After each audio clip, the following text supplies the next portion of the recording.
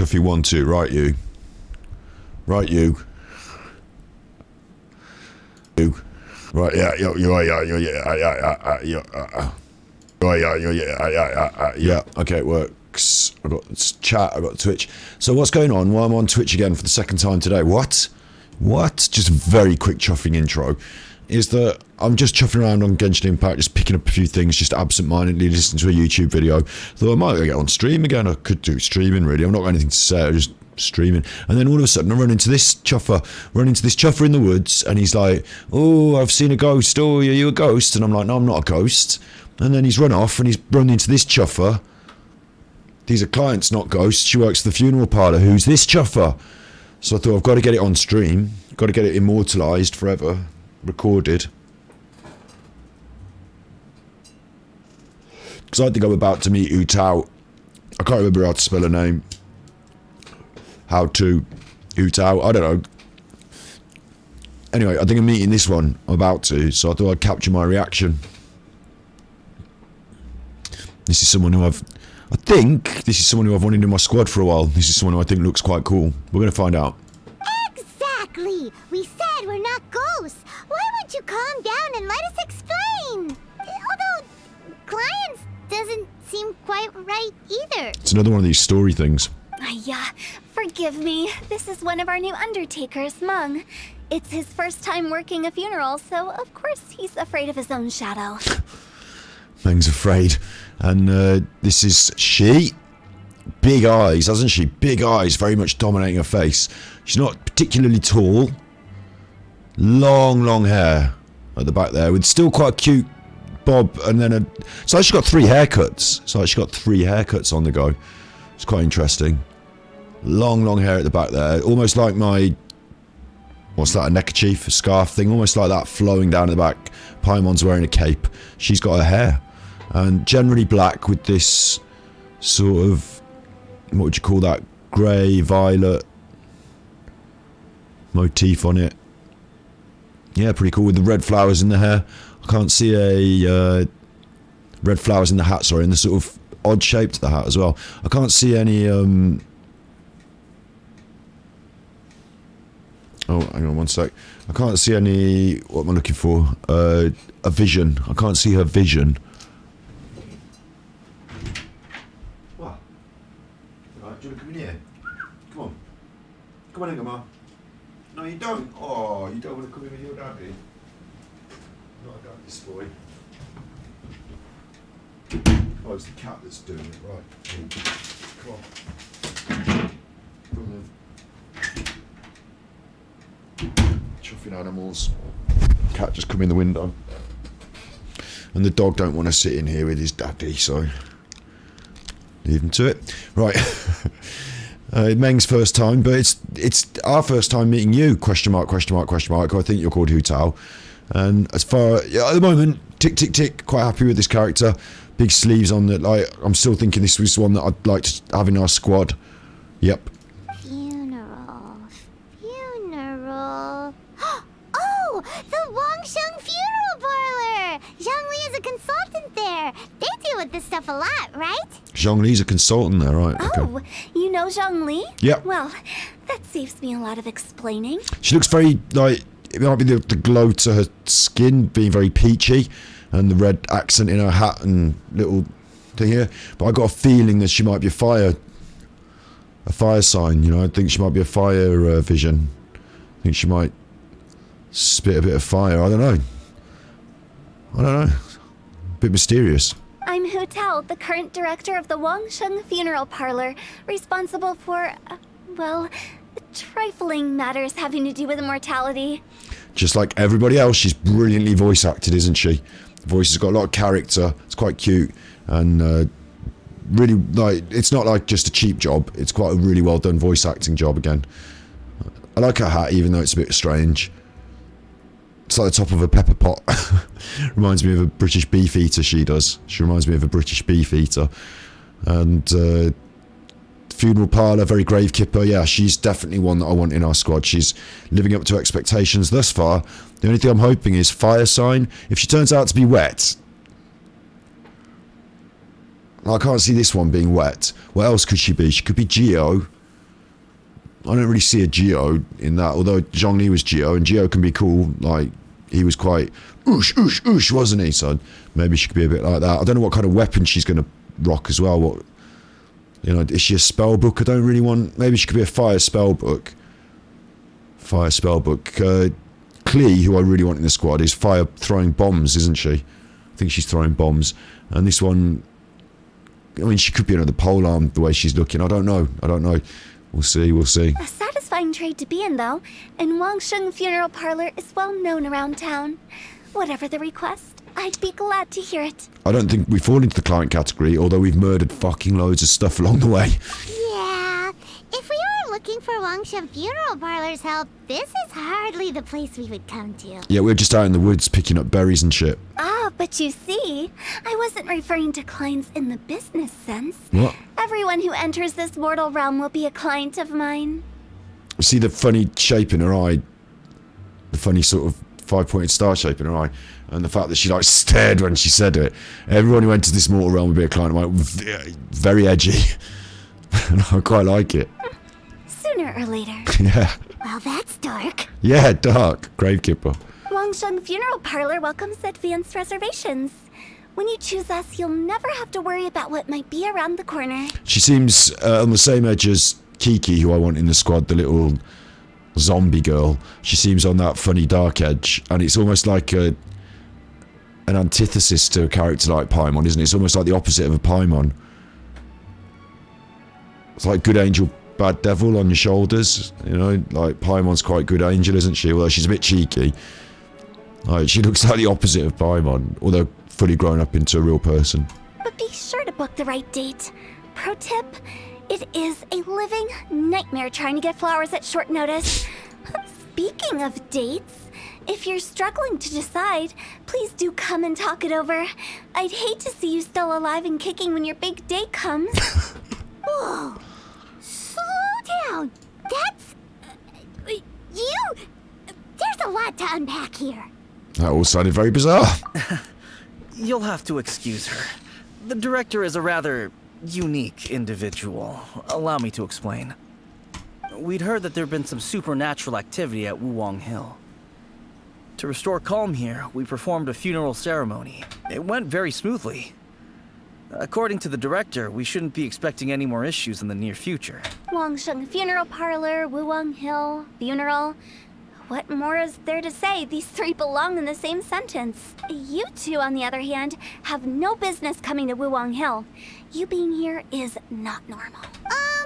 Maybe your understanding of normal isn't quite normal. I'm on an adventure, but I'm quite happy to be meeting you and having a go on, like, running around with you. Is that oh, can I see her? Look on her back. Look where my head is, on her back. That's her vision, isn't it? It is fire after all. It is as well. Oh, she's living up to expectations, this one. Could she even be... She couldn't, could she? A sword. She couldn't even be... Don't get your hopes up. She couldn't be a fire sword, could she? Adventure? You must hail from the Adventurers Guild. Then you are one of our distinguished clients. Wood, to be precise. Wood? What do you mean? That's just how we gauge our clients' importance. We have 4 levels: wicker, bamboo, wood, and marble. That takes a The jump. higher the grade, the better we'd like to get to know you. It takes a jump, but it's funny because they're all probably kinds of coffin, aren't they? Maybe wicker and wood are definitely kinds of coffin. Marble would be like a mausoleum. So you've got different kinds of importance, whether you get thrown in a cardboard box or whether you get a proper... She's judging you on the state of your memoriam. But I've just only heard of this. Well, that's because I only just thought of it. Oh, don't look so shocked. She's a bit noob. Oh, take a look.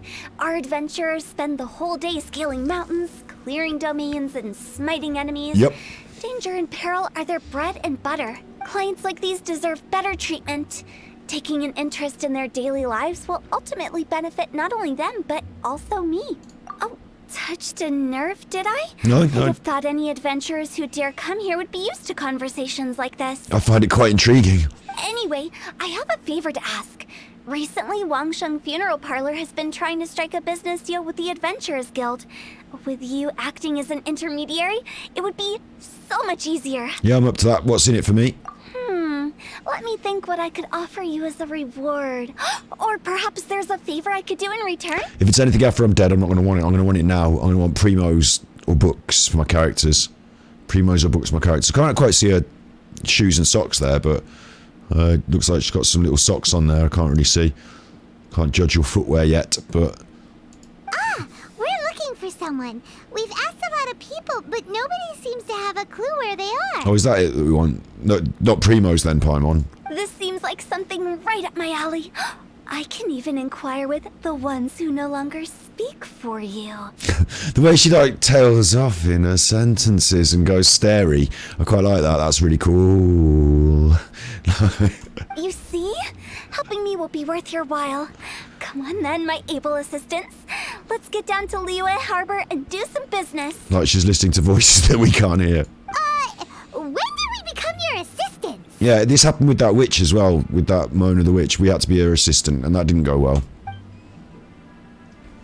Nobody's assistant. Long-shine funeral parlor. The ones who no longer speak. No, we're over here on Wu Wang Hill. We just happen to be here because I've been running around because I need to collect all the chests and all the little things, and I was just running around having a look up here and ran into these people, so that's what we're doing. And where do they want us?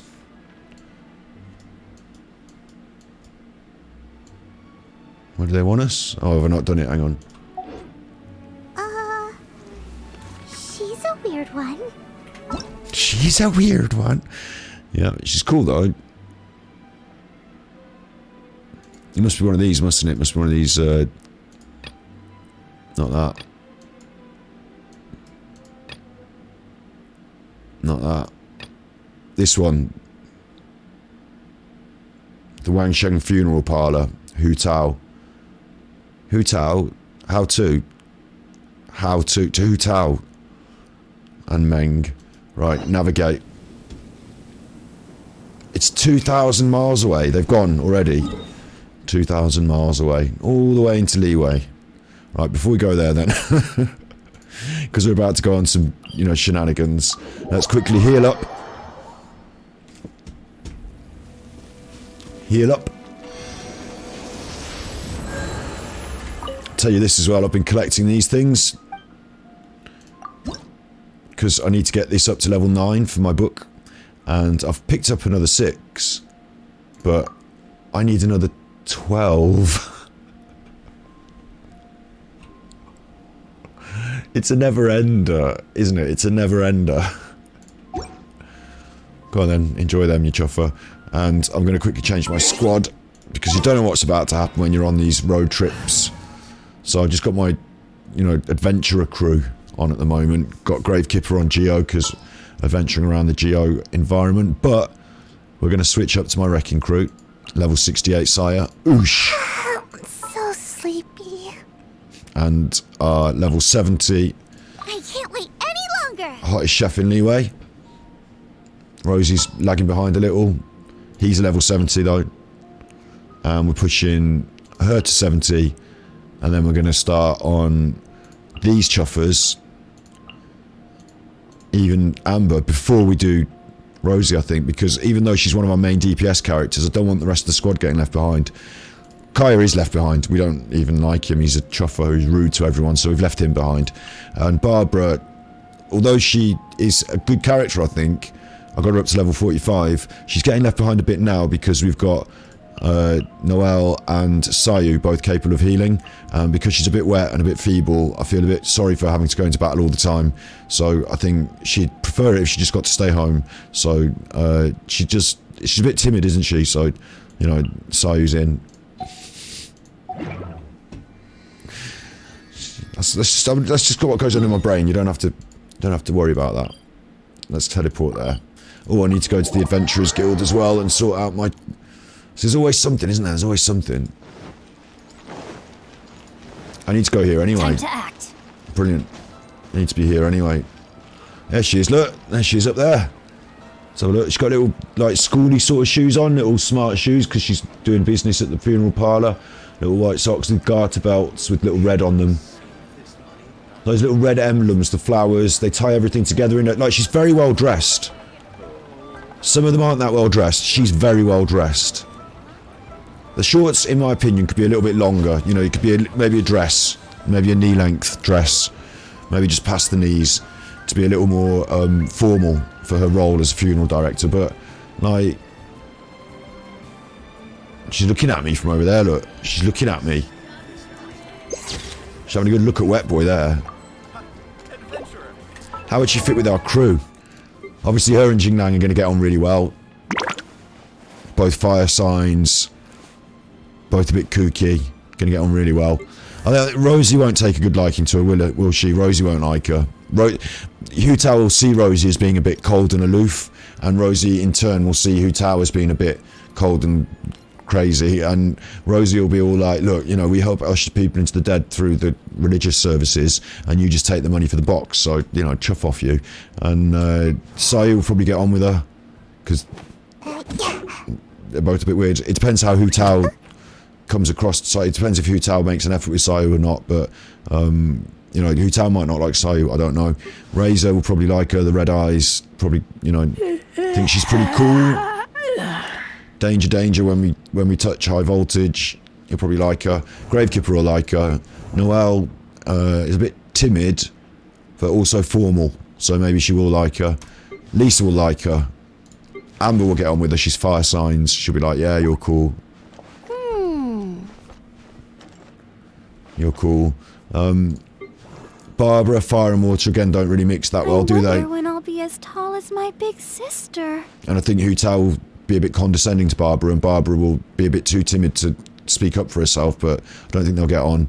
And Wet Boy doesn't like Hu Tao just on first impressions. He just gets a bad vibe from her, and she thinks he's a bit of a vimp, so she's not that impressed by him. So there we go. That's how they feel about each other. Glad we cleared that up. Ugh, you again.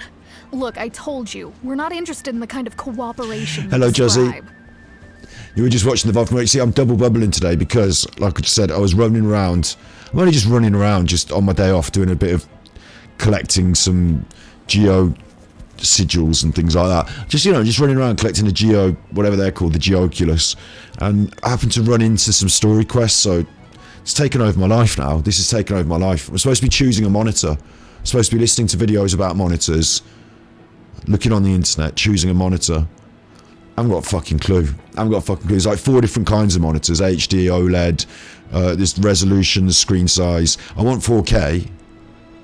I'm in the modern world now. I want 4K, don't I? Do I? I don't know. I want really fast... Apparently, I want really fast syncing, and I want really fast... Hang on, the dog's barking now. Are you barking, you chuffer?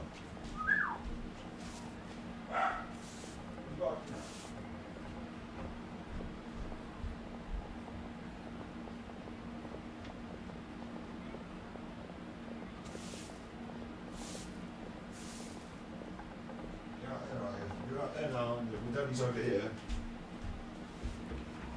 Little chuffer. He wanted to go out in the back garden, chase the burglars away. That's it. Really fast refresh rate, capital K. Really fast refresh rate. Like my chat, which for some reason above my head now is not. It's non-existent.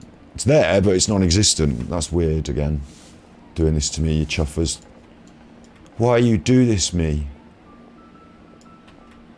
I suppose it would change when lots more chat comes up. Hang on, I'll move the like that. That's it. That's sorted it. That's fixed it. I've done that wrong, haven't I? Somehow, definitely done that wrong. Fuck. Have I fixed it? No.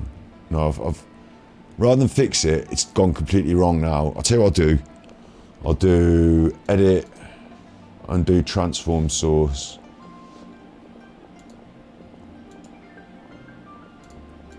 Keep doing that until right. It's back. Move it down this way. There we go. Yeah, I sometimes say swear words now these days because of fucking chuffing. It's my day off. Look, so I can't get all that information into my head about the monitors. That's too much, isn't it? It's too much. I know really now that I want a big one of those curvy wide ones because they just look good. My problem is I've got too many windows. That's why I've got a second monitor. Too much stuff on my monitor. I need a full screen for Genshin Impact, and I need a second monitor for everything else. Apparently those curvy ones, you could probably fit it all on the one monitor, maybe. Or maybe when you tell Genshin Impact to be full screen, it takes up the whole thing, and you still need a second one. But I've got this little one in front of me that's not massive, but it's good. It's got a high refresh rate. Oh god, do I need it to be a gamer monitor? Or, you know, I edit as well, don't I? Edit, so I want all those colour details. So then, it's not just the most expensive one, that's problem capital K. It's not just the most expensive, because some of them are good for, like, color grading for doing editing, and other ones are good for having the least amount of delay and latency for fast gaming, and other ones are good because you can there's like 4 different kinds, like VD, TP, CT and AFK or something. I don't fucking know, do I? Like, there's like, and then there's OLED as well, and like, you know, there's all different pros and cons with all of them, and what there isn't for some reason, what there isn't is just the one that you want. The one that does it fast, with the best colours. Like, if it was that, if it was just buy the most expensive one, then fuck it, I would. If it was going to be the widest, with the best colours, with the fact, no. You can either have the best one for gaming, or the best one for editing, or one that's, like, this other thing. I don't know. They've got to work with your RTX GeForce. You've got to be able to sync frames in case the frames go all funny and then they tear. It's got to have syncing with your GeForce. Like, for fuck's sake, man, I just want to watch the telly. I just want to have a big monitor. I mean, maybe I don't need all this worry, because maybe I don't see the difference, because I don't care. But maybe I do care when I'm sat in front of it. I need to know that it's got the best colours. I need to know that when I went in that shop, I didn't walk out with a Duffy. You know, I didn't walk out with a Chuffer. I walked out with the good one. So, like, I need to know these things, but it's too much for me, so that's what I've been doing. Buy 5 at once and return the worst ones. That's actually a possibility, isn't it? That's actually a possibility. Set them all up and look at them. I was going to go into the shop to look at them all, but you know what's going to happen is that person that works there is going to come over and start talking to me, start asking me questions about what I want, and I'm going to say, look, really what I want is just to look at them all, get a feel for it. Look at them all. So, I know, you know, you're not going to sell one to me today. I'm not going to buy it from you. I'm going to go home and spend the money on Amazon. Safe at home where no one can touch me and get me. So don't bother with your sales pitch, but they'll be like, oh no, have you seen this one? Oh, we could do a special deal today and warranty, and I'll be like, look, is it going to break? Why do I need a warranty? Is it going to break? Now you're worrying me. Like, all this stuff. So yeah, I can't deal with that. I can't deal with it. So instead we're playing Genshin Impact. I've run into Hu Tao. How to what? How to say your name? Hu Tao? Tao? Who? You? Me? Confusing me now. I've run into her in the woods, and now we're doing this. Come on, there's no reason to get upset. Look, one of your members is an avid supporter of my proposition. That's right, I agree. Oh, since our last negotiation, I've come up with a new proposal, which I think you'll find has far more benefits for you. Yeah. First things first. Wangsheng Funeral Parlor will prioritize the Adventurers Guild requests above all others. You'll also receive 100 of our signature wooden coffins for free, together with your first order. It's a little bit fucking weird though, isn't it? What are we doing? We're selling the services of the funeral parlour in bulk to the Adventurers Guild. The first 100 people that die, your coffins are already lined up. I don't like it. Feels really uncomfortable to be doing this. It's all a bit weird, actually. Hu Tao? Like, is this how people deal with this shit? That's not all.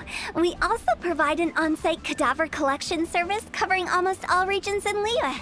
Now, we do charge a slight premium for a very small number of especially dangerous areas, but don't you worry about that. I promise you, it's still very affordable. I mean, have we got a lot of people in the Adventurers Guild that are not coming home from their adventures? I'll just say that, because it seems really harsh. Like, so far, all the treasure hunters disappear in a cloud of smoke when we murder them, and most of the things that we murder that are offensive to us, that are aggressive to us, you know, that are attacking us, are monsters and bad things, mostly. So I haven't seen any people getting murdered, and I haven't seen any adventurers with their heads cut off, but, you know, I mean, Hu Tao's in it. Look at her little face. I don't think you're hearing me. Okay, all right. I get it. You want to bargain a little more, but our offer as it stands coat's is already nice. quite a good deal, don't you think? Quite a good deal, don't you think? Yeah, a coat's nice in the back, look, with that sort of floral feather design. I'm very pleased with her dress sense. The hat's a little bit different, but it reminds me of a British beefy, so I can find it quite funny. She's actually plaited her hair in the back there, hasn't she? Or is that a zigzag? Just the way she's parted it in a zigzag. Really big, long hair, finishing with red ends, and it's kind of violet. It's not dark like you would expect, you know, a funeral director, black hair, but no, it's not, is it? It's kind of violet. Almost like a... Wow, incredible actually, because when you get into these... I mean, I don't know if you'd be able to achieve this so easily on human hair, but it's got reds to it, but it's also got ash tones to it, hasn't it? It's on the blue spectrum in a way, like the purple blue. The problem is with hair is when you start adding a bit of blue, a bit of dark plum, it goes darker and plummier, but when it washes out, it just looks a bit peachier in a way, which is a bit more like those ends, but like that is almost like a blonde, you'd call it in hairdressing terms, the lightness of her hair. You know, compared to the fella next to her, like, it's quite light, isn't it, her hair? Quite light. The fella next to it, and then hers is quite light. It's almost like a medium blonde. And I know people say, it's not blonde, her Gravekeeper's is blonde, it's got to be that. But it's not about how yellow it is, it's about how light it is. But that's why we don't talk in hairdresser terms when we're doing someone's colour, we talk in human terms like people recognise. Just think about it. An adventurer's life is full of unexpected threats. It's only natural to take precautions. Mend the roof before it rains, as they say. Quirky little death saleswoman. Yeah, no. I'm not so sure that saying applies in this context. Lan's really dry and mean, but then she had me running about for someone's cat the other day, so fucking hell, Lan, cheer up. Speaking of precautions, I'd rather focus on keeping my adventurers safe in the first place. Plait your hair, I'll tell you something, I wasn't very good at plaiting your hair, I wasn't very good at plaiting anyone's hair, I was good at colouring it and cutting it, but all that fiddly shit, I'll leave that to someone else. It's time for you to go. I have to attend to other matters. Oh, wait, hold on. What would you say to a group discount? 30% off for parties of 10? Really desperate to sell this, like, concept, isn't she?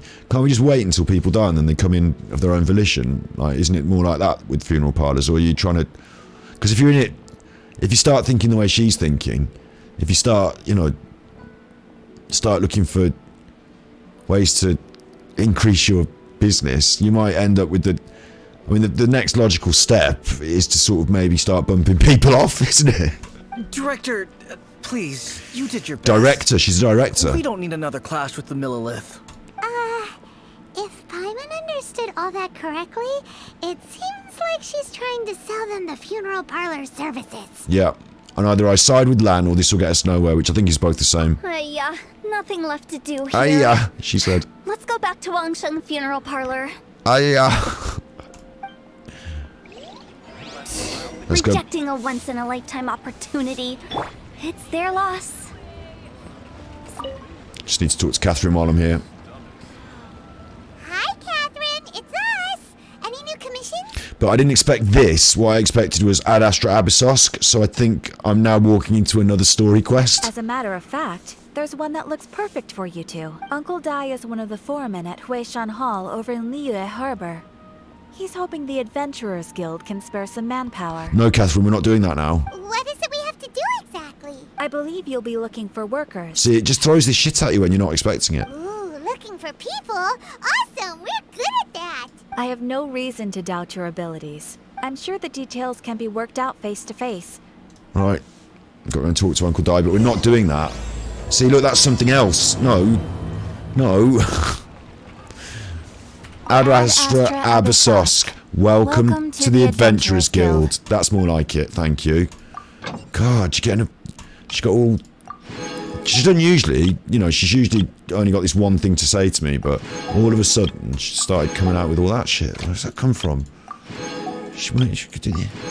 It's supposed to just be Ad Astra Abyssosk. She totally threw me. Totally threw me. Where's... He goes out first. We don't like him. Send him out. And then everyone else has to go out as well, but... You know, it's just the principle of the thing, send him out first. Razor will do that, and if someone's going to go and collect money, I think little book boy will be good at collecting money with his little books. So there you go, that's that done. Thank you.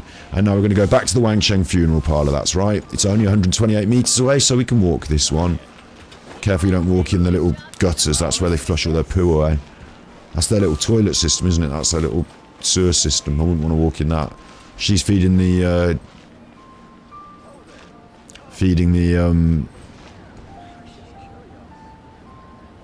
What is it you're feeding, love? What is it you're feeding? Because I can't... Oh, I've fallen in! Oh, hey, whoa, get out, get out! That's embarrassing, isn't it? That's embarrassing. I fell in. I don't know what she's feeding, but I fell in, so forget it. Higher 50 meters. You say higher than a 5, it's a 7. Whee! Now what do you think? Higher or lower than a 7? Higher or lower than a 7? What are you going to say? I'll say lower, please, Bruce. It's higher or lower than a 7. Higher, he's saying lower. He's saying lower than a 7. Higher or lower than a 7. It's a king. Oh, sorry. Well done. Thank you for playing. Better luck next time. Right, next in the chair. Higher or lower than a king. So higher or lower than a king. Well, it's going to be lower than a king. You say lower than the king. Higher or lower than the king. Are we ready? Ready? Turning the card. Oh, it's lower. It's a 3. Oh, lower 3. That's good, isn't it? As well. Well done, you. Oh, I found a chest. Didn't expect that. None of this will go to waste. That's mine now. Someone left it carefully. They have to really try hard to hide these things from me. Left it all around here, but you know, I've got there eventually, haven't I? Got there eventually. What are you two doing? These are the cool kids.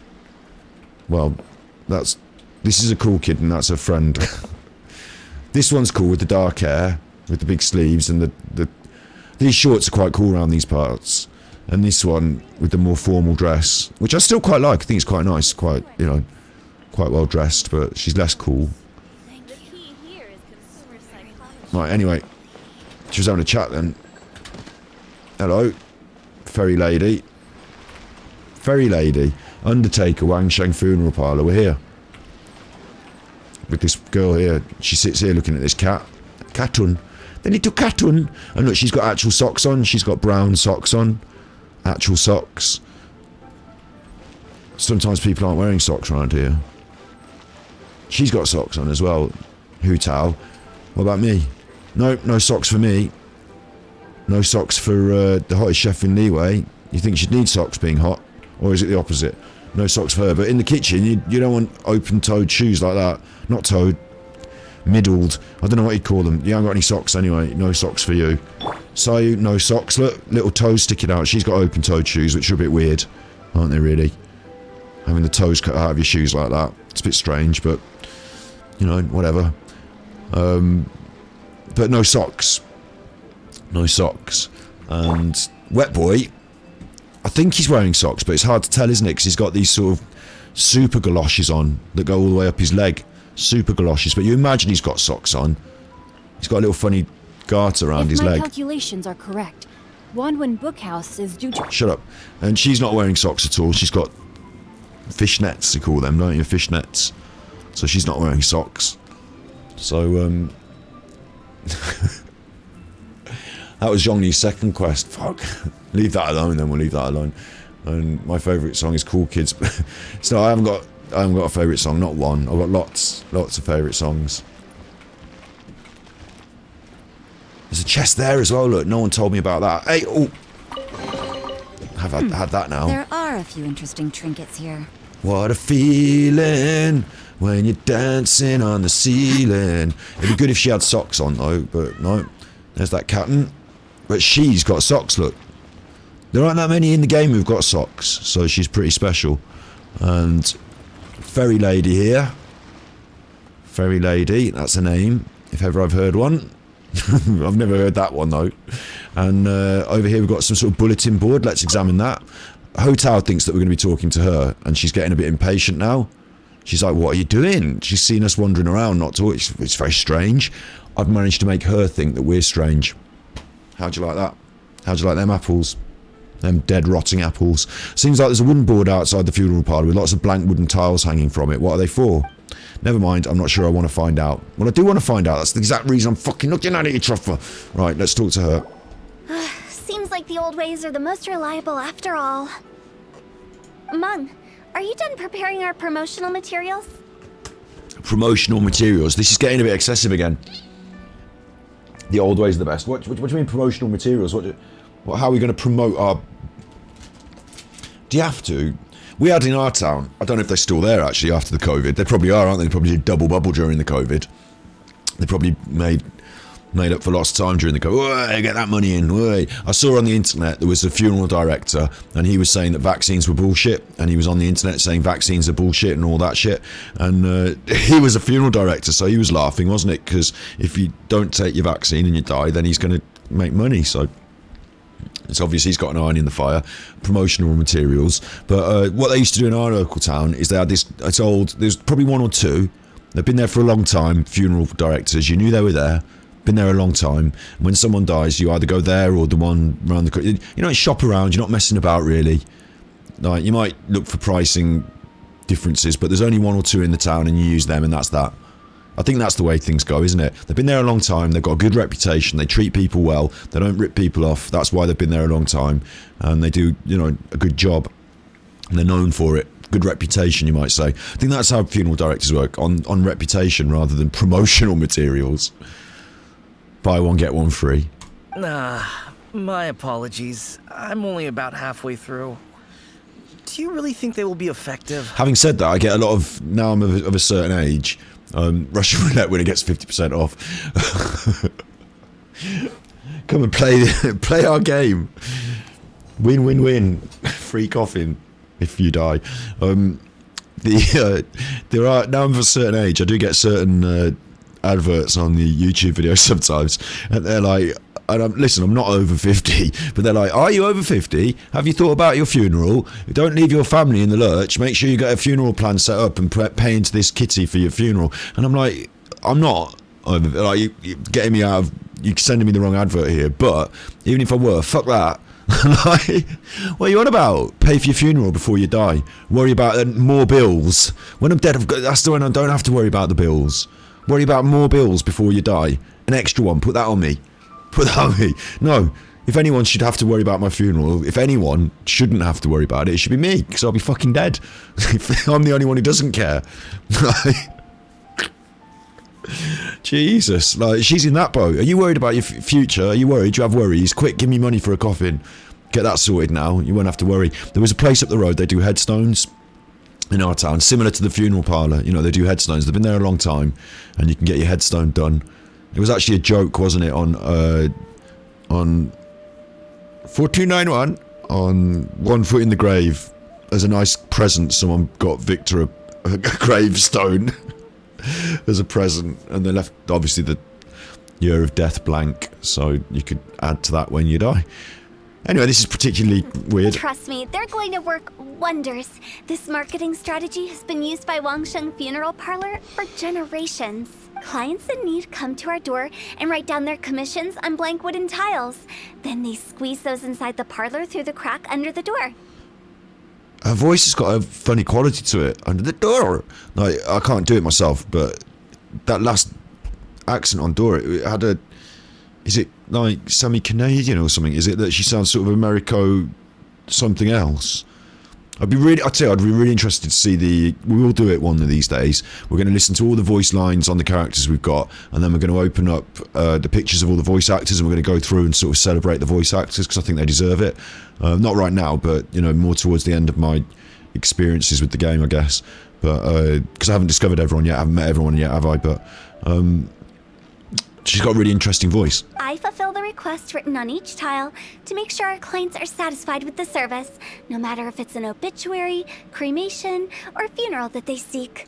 Although, it is a bit of a hassle with the constant back and forth. If only we could burn them by the batch. If only we could burn them by the batch. She's got a little bit of, like, Adolf Hitler running through her veins. She's a bit of a wild one, is Hu Tao, isn't she? And I think her voice almost reminds me of another character, or another two characters combined in a way. Maybe this is a voice actor that does more than one voice in the game. I'm not sure. No, Director. I'm not asking about the wooden tiles themselves, but about the special offer they advertise. Oh, when she said burn them by the batch, she meant burn the wooden tiles, not the the people. Wangsheng Funeral Parlor should keep up with the times. Just think about it. If we don't attract new clients, we'll be left with nothing, won't we? I don't know. I don't know how it works. I don't think it's like haircuts. Business development is a crucial element of every prosperous enterprise. I've been trying various marketing strategies ever since I became the director. In fact, I'm sure it's not. I think funeral directing, you probably have like a certain, like you found this out with COVID recently, didn't we? We have a certain amount of mortality that we expect. You know, seasonal, it changes, but a certain level of mortality of deaths per capita that we expect. And if you live in a certain area, certainly like I was saying about my local funeral parlour up the road or whatever, like they've been there a long time, their business must be relatively stable. Like you're not going to get huge waves of, you know, busy seasons, are you? Well, you do in winter, you get flu season, but you know, that's relatively stable over a longer period of time. So like I don't think you do expand your business in that way if you're a funeral director. I think the only way to do that would be to expand your area of like coverage, not mobile phone coverage, but you know, you cover a certain area, don't you? And then like you'd have to expand that by marketing in new areas, like you'd probably get a second shop somewhere else. I don't know, but at the moment you're not going to be able to expand your enterprise unless more people die. So I don't really know what she's driving at here. I put up posters just like all the other shops, but the Millilith promptly removed them. That's sad. They shouldn't do that. That's mean, but again, I think it's different with this. Maybe if you're in a competitive market and there are other funeral directors in the town and market share is being, you know, divided and fluctuating, and you need to regain a stronger market share, there is that. But if you're the funeral director for, and I haven't seen many others, if you're the funeral director for Leeway, then you should just expect all the business, and that's that. Then I organized the Wangsheng Visitors Day, but no one showed up. Visitors Day at funeral parlour. Well, that doesn't come as a huge surprise. And finally, I discovered that the traditional ways are the most reliable after all. I took inspiration from the wisdom of previous directors. So now, I go from door to door looking for people and organizations willing to cooperate. Just like during our visit to the Adventurers Guild. That's what I mean by business development. And when she said cooperate, she went a bit funny as well. I'm sure there's something a bit like on the edge about her. It's kind of cool, and she's cool. The other method I'm trying is using the wooden tiles as coupons. Coupons? Just by writing things like, buy one, get one free for the holder of this tile on them. I told you buy one, get one free. What do they buy and what do they get? A solid and durable second home, of course. Well, they may not need it right away, but they can be sure that when they do, it will still be as good as new. It won't start deteriorating before you finish doing so yourself. That's the Wangsheng Funeral Parlor quality guarantee. I don't know what to say to that. All right, Mung. Keep adding those Mung. special offers to the wooden tiles. The future of our business depends on it. In actual fact, the irony is that for all her vim, vigour, pep and positive enthusiasm for her role, that whole thing puts people off, doesn't it? Like, understanding the context of her role and how other people perceive it, I find that difficult in my life. But understanding the context of their role and how other people perceive it would give her more of an advantage in her market, because if she played the solemn, quiet funeral, you know, the more traditional funeral director, then they'd be more likely to give her their business. But now that she's like gone around being a nut job, when someone dies, they're going to be like, oh, I'm going to take you up the Wang Chung and Hu Tao will sort you out, and they'll be like, not her. I don't want her involved in my funeral, thanks. Anyone but her. I'm still not sure this will work. Oh, I get it. You think that our special offer is not comprehensive enough, right? No, she stares at him like she's not comprehensive enough, right? Like, she's slightly psychotic in a way. Like, she's brilliant. She's my favourite character thus far. I was looking forward to meeting her, and she's lived up to expectations. She's quite a complex, interesting character. And like, in terms of like waifu simulator, which I'm talking about a little bit this week, but I'm going to shut up about in the future because this is just not that game, is it? But like, she's not that, like, they're not trying to play up to sort of like some characters might seem a bit more like that, stereotypically sexualized and, you know, jazzed up for that reason, but she's not like that, is she? She's a bit more of a complex character. It is true. I was offering all kinds of great benefits to the Adventurers Guild because they are a new client. And she doesn't have enough self-awareness. But in doing so, I neglected my old clients. You're right. It's unfair. Let me do some market research. Wait here, my faithful assistants. I'll be back with you in a moment. It shouldn't take too long. I met someone in my life who would delegate like this. I actually did meet someone in my life who would delegate like this. It was so funny to see it as well, because just in public, just like, oh, can you hold this, right? And can you just get that? And like, who are these people? I don't know. They're just getting me to hold this. And like she would just have this way of like getting the whole world to just bend around her will. Could you just hold this for me for a minute? Yeah, absolutely fine. Like, let's say you're in the. I know you wouldn't do this, but it's just a weird example. But let's say you're in the airport and you've got heavy bags. Like me, I'd be like getting my heavy bags, looking for a trolley, sorting this out. Like I'd look round and 10 minutes later she'd have someone pushing her trolley, someone carrying a bag, somebody else fetching her a coffee. Like just strangers. I had this magic way of just delegating to people, and people just start doing it. Like, okay, my assistants, let's all go. Paimon already told you we're not your assistants! Paimon's not having it. Guess we got dragged into somebody else's business again. Let's look around while she's away. At least Paimon voices my feelings, but on this side quest, I'm actually quite happy to be doing this stuff because it's fun and I'm interested in this story. But on the others, some of the others dragged for me. I suppose it's about character and who you like and how you feel on the particular day. But Paimon understands that it can be a bit of a drag to be running around town on someone else's business. Now what are we doing? Look, we're all here having a chat. We're all here having a chat.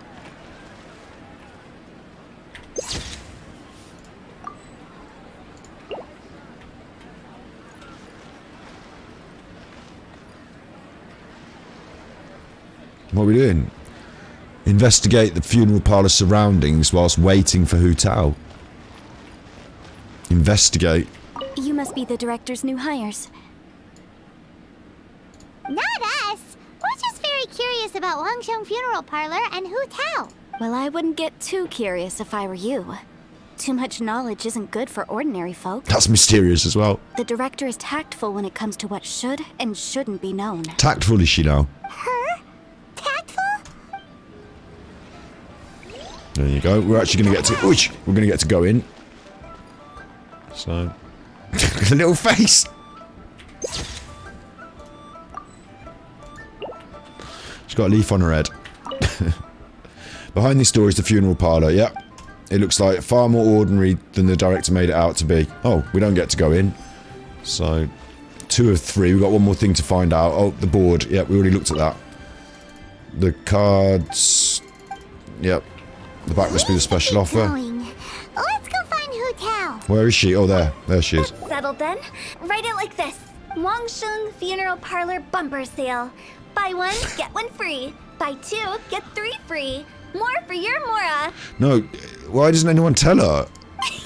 I love it. Better than all that lifeless brochure stuff.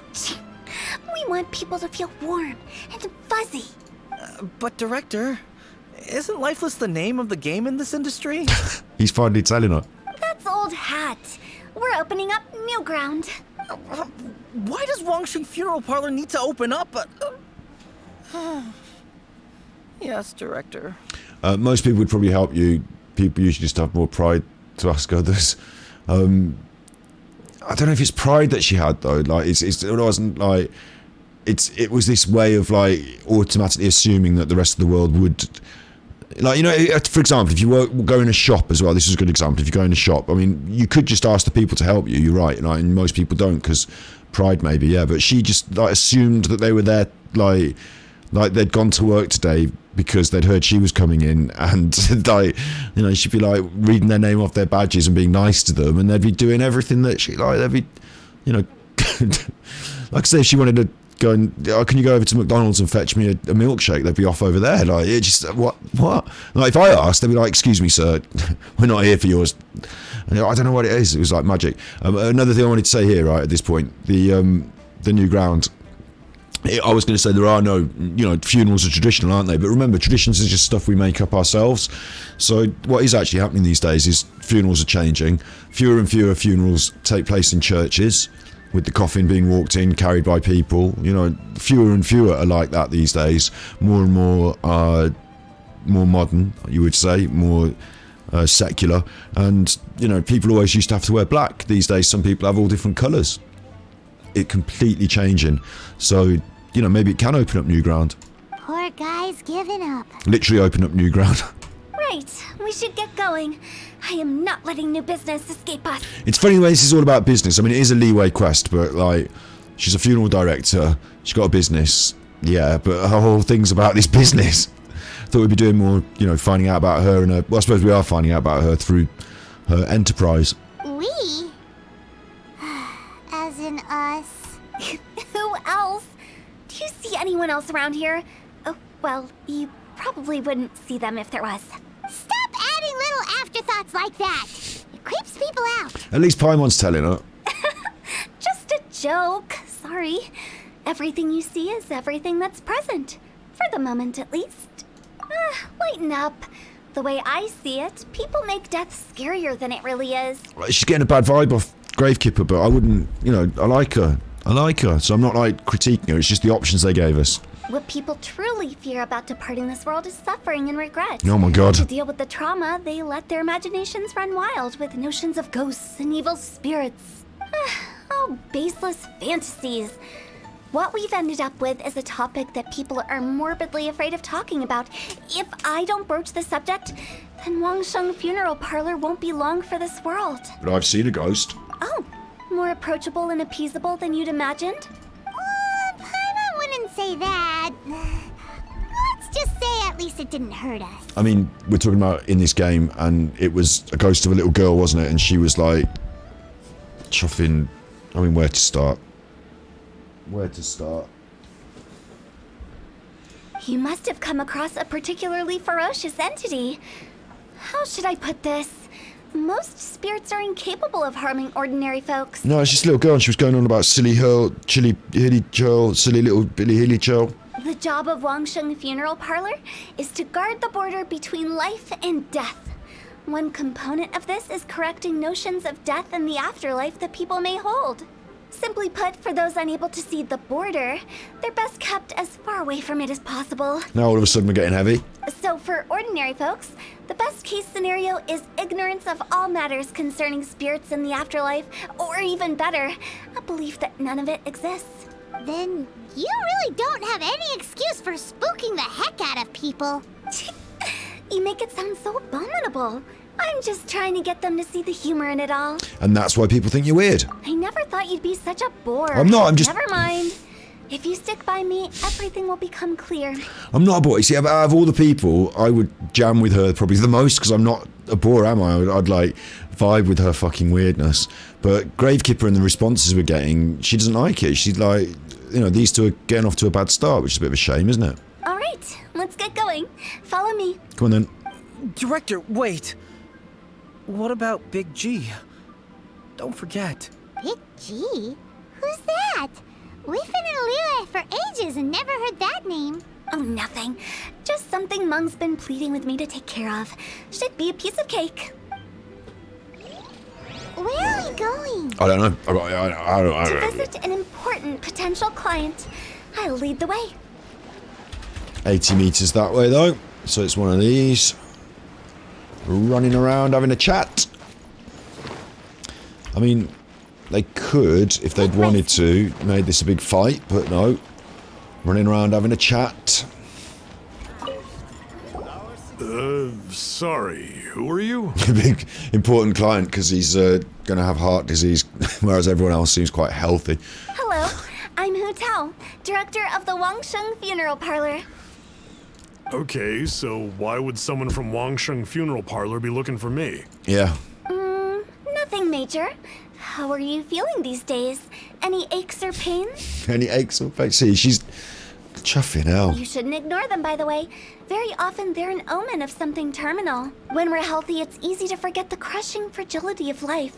So, aches and pains, best to keep an eye on them. I mean, that's exactly how the funeral people sell their thing, isn't it? What are you getting at? I'm in great health and enjoying life very much, thank you. Yeah. Go and find some other poor She got told. Oh my Why god. did they get angry? What's wrong with a few earnest health tips? Paimon thinks it's because they're coming from the director of a funeral parlor. But it's really funny that she's doing it. Like, I would love to hang around with her and watch this happening. Like, you know what I was saying, like, earlier about this other person that was able to, like, bend the world around them. Like, when people are doing things that I find different and interesting, rather than, like, some people are like, oh, you're different, oh, I don't like you, oh, disgusting, oh, fuck off, oh, don't be in my gang, you're weird. But for me, I'm like, you're weird, oh, hello, you're different, that's interesting, let's go out and see what people, like, you know, see what you say to the next person, that'll be really fun. And, like, I'm not saying it, am I? So it's just like, I like it. And you are? Be quick. I'm busy. Hello there. Would you be interested in understanding a bit about our services at the Wangsheng Funeral Parlor? Wangsheng Funeral Parlor? I'm not in need of your services. Yeah, but you will be, mate. So you're out here looking for new customers?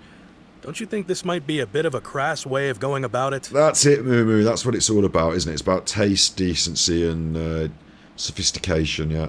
Hardly. Isn't this the fashion these days? Bring the service to the customer and all that. I'm not sure it's every service that falls into that. Anyway, please bother someone else if you don't mind. That's what he said. Another failure. Still, not the end of the world. Yep, she's right, though. If you know... That's curious. Does this approach ever work out for you? The thing is, right, it might not work at all for all those different people, but you haven't necessarily lost their business, just haven't won it with that attempt, yeah? And if it does work, it's like, not scattergun, but it's statistical. You know, let's say you ask 5 people and it works for 1. How many clients do you need? How many people do you need to ask? Is that worth your time, or do you need to change your method? Like, it could work. You could just ask enough people and some of them would jam with it and you get enough business. You don't have to have everybody come to your funeral party, but maybe she does need a broader, you know, maybe she needs to be broad and not kooky. I don't know. Like, we were just jamming ideas, but if it does work for this woman, then we've asked 3 and we've got 1. That's quite a good rate. I know your face.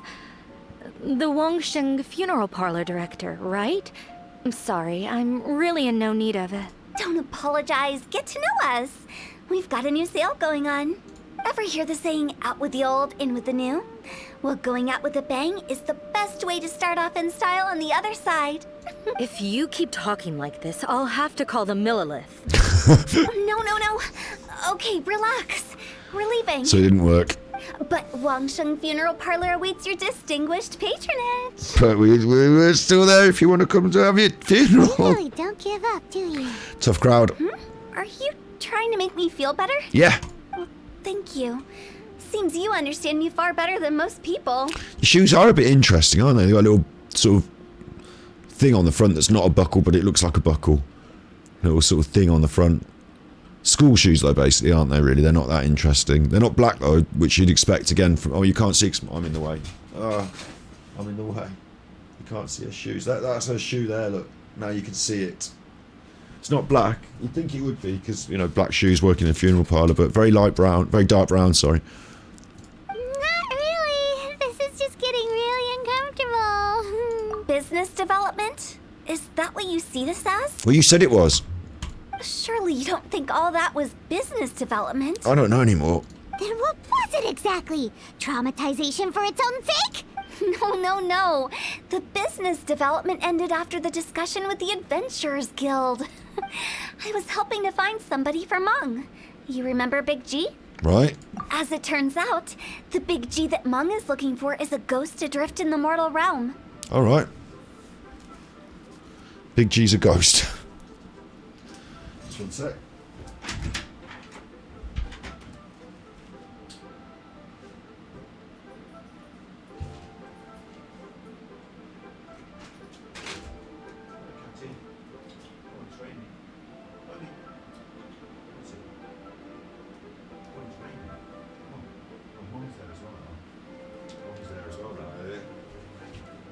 Hello?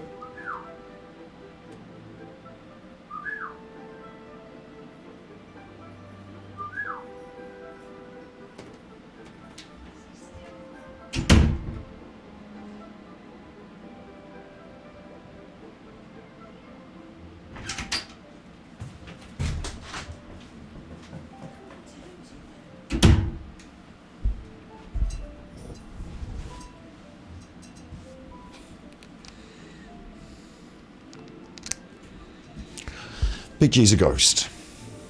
Tell me why I hate flat earthers. They just want love. Flat earthers, I don't hate them. I don't hate them. I just think they're confused. And it's not the flat earthers that are confused that I'm that worried about. It's the ones that are spreading the confusion. And the ones, we've discussed it, you know, they spread the confusion for their own personal gain, don't they? So it's not really a good thing to be doing in the world. It's not really good to be preying on people's confusions. So I suppose it all comes down to ethics, doesn't it? But really, it was just to look at something, you know, when we're on, it started as just we're on YouTube and there's an awful lot of weird shit on YouTube. So let's just have a look at some of it. And then it got a bit ethical. The three we saw just now were all people I suspected of being followed by Big G. But having seen them, I didn't sense the presence of anything otherworldly. So we just had a quick chat and I left it at that. Why didn't you say so? Paimon thought you had some kind of sixth sense for, people in declining health. Huh? What would I need that kind of ability for? I'm no doctor. Were you seriously hoping that the director of the Wangsheng funeral parlor was going to start healing people, or...? She doesn't get it either, which is weird, because it seems quite an obvious context to get, but she's got all these rings on, look. She's got these cool rings on. Probably the coolest one I've come across so far. Paimon was trying to subtly imply that... never mind. Paimon wouldn't know how to explain subtlety in a way you'd understand. Like, if I had to cosplay as one of them, I wouldn't cosplay as her, because she's a woman, let's leave that for now and head back to Wangsheng funeral parlor. This Big G matter is very closely linked to Meng. I would possibly, you know, I'd consider, a male, you know, maybe with some trousers, nice jacket, get myself a hat. You're not a flat earther. Chuff off, you're not a flat earther. Their eyes do have stars in them, don't they? They've got like funny shape in them. Like, she's well kooky.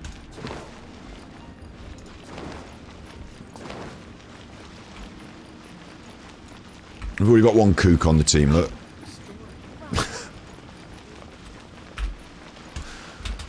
Hui Tao now, she's on the list. She's on the list. How do I do this? We are doing... There she is. We're doing her story quest. She looks a little different than she does on the story quest banners thing here. But I did spot her for looking quite cool on this. So we haven't got her as a character yet. Tonight. Run, wish for, or anything like that, but there she is. That's on my list. And there is a thing of characters in there which I don't want to look too much at, but because I don't want to look too much at this, because I don't want to look at all the characters that I haven't met before and, like, you know, look at them, and I want to meet them in the game sort of thing. You know, she's on offer at the moment on the banner. She does look pretty cool. She does look pretty cool, but the banner's not that. You know, it's more likely I get a load of other shit instead of her. So, although she looks really cool, I'm not going to be rolling for that. But I just wanted to say, we've met Bedu, she looked cool. She definitely looked cool. So if we see... Depending on which banner comes up next, isn't it? It's not based on who's the coolest, because there's so many, I'm going to have to... I'm not just going to say I'll just wait for Klee. But, you know, if anything cool comes... Like, Klee's definitely my top bins. These bombs, so heavy. She throws bombs. And Bedu would be on my list. She's electric though, so where is this new one? Hu Tao there, she'd be on my list now, if that banner came up. Fire, I don't know what kind of weapon she's got yet, but fire. And look, a little ghosty. So that's quite cool. She looks cool as well. She looks like Wolf Boy's sort of friend. But I don't want to look too much at any of these people, like I say, because I want to meet them organically in the game and think they're cool as I meet them.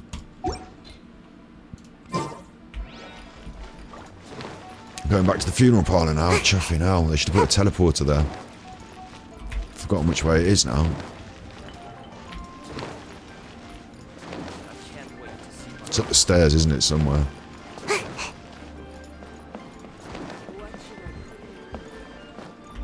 Make my escape. I should cosplay Amber because I love her so much. Yeah, but I don't want to cosplay people that I look silly as. I want to cosplay people that I like the clothes for. Because I've got to buy the clothes. So I'll cosplay as a male version of Hu Tao.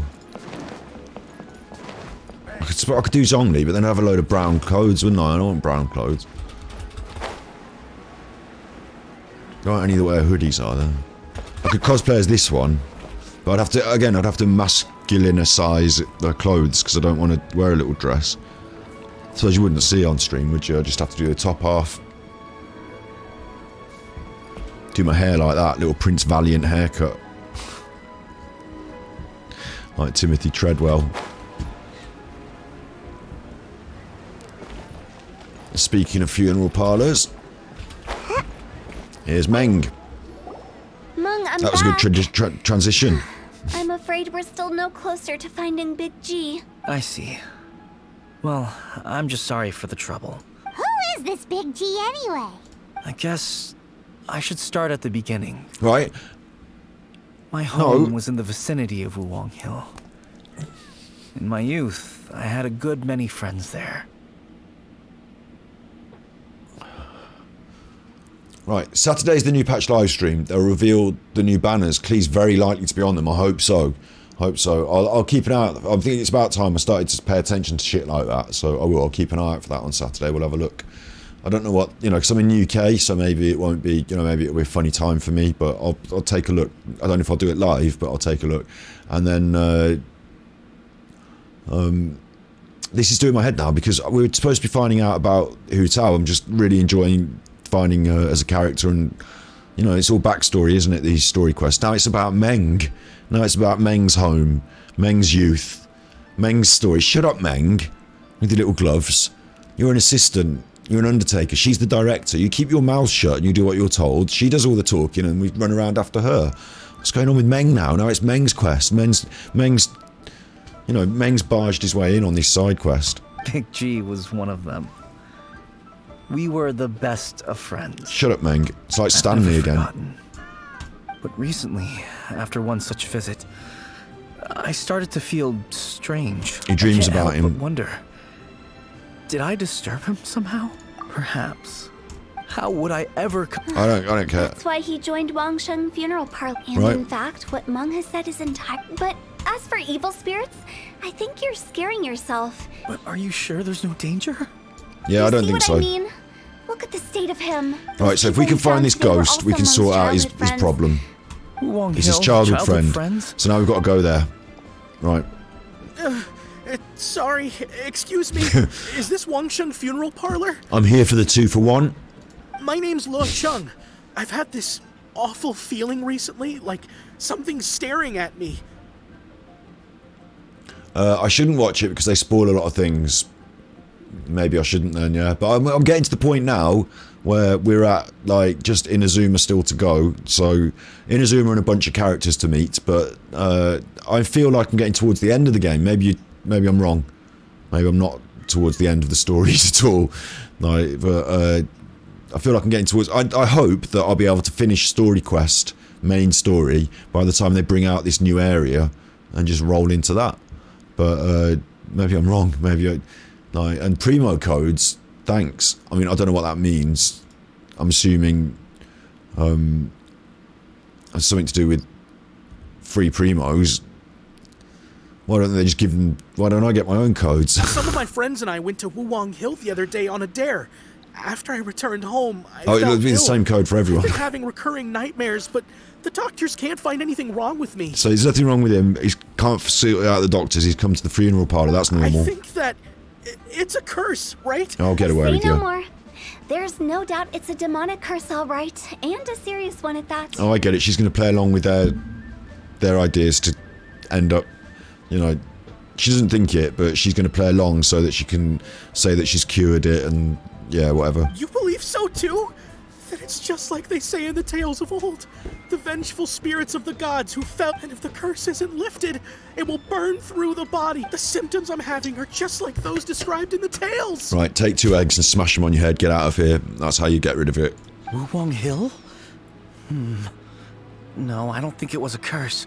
It was probably just Big G. Hold your horses, both of you. Isn't that exactly what you like to do, though? She said no need to creep each other out, and Paimon's like, this is what you like to do. No, but she does it, but here she's going to sort their problems out, look. Wangsheng Funeral Parlor specializes in demonic stuff like this, right? Help me! I beg you! I'm too young to die! That girl's still sitting on that thing behind her, and that cat's still there. So they give 3 codes, you can type them in, they give you 300 primage, 300? Are they fucking mental? Just giving them away. All right, don't panic. Leave it to me. You've come to the right person. Yep, we come to the right person. However, in order to lift the curse, we need a suitable location, and we need to make some preparations. Come with me, my trusty assistants. I'm going to need your help. I guess I'll come too. Help him make the preparations first. The incense exorcism, the one I taught you. When you're ready, come and find me. Once we've finished with this, we'll get back to the Big G matter. Okay, I guess. Right. Let's go.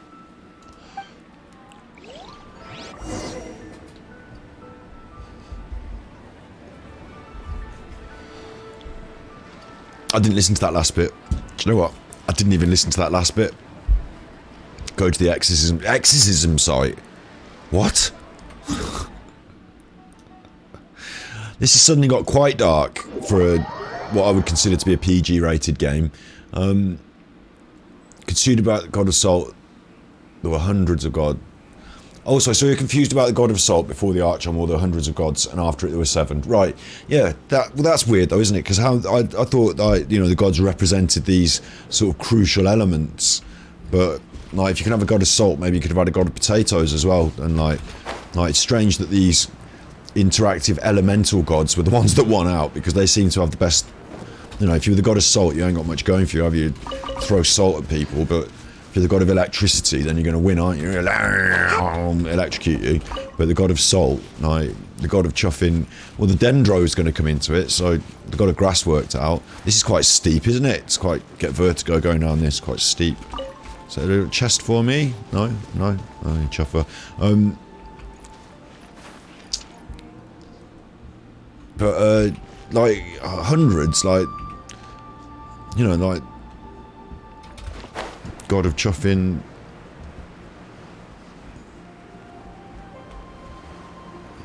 I mean, electricity, wind, fire.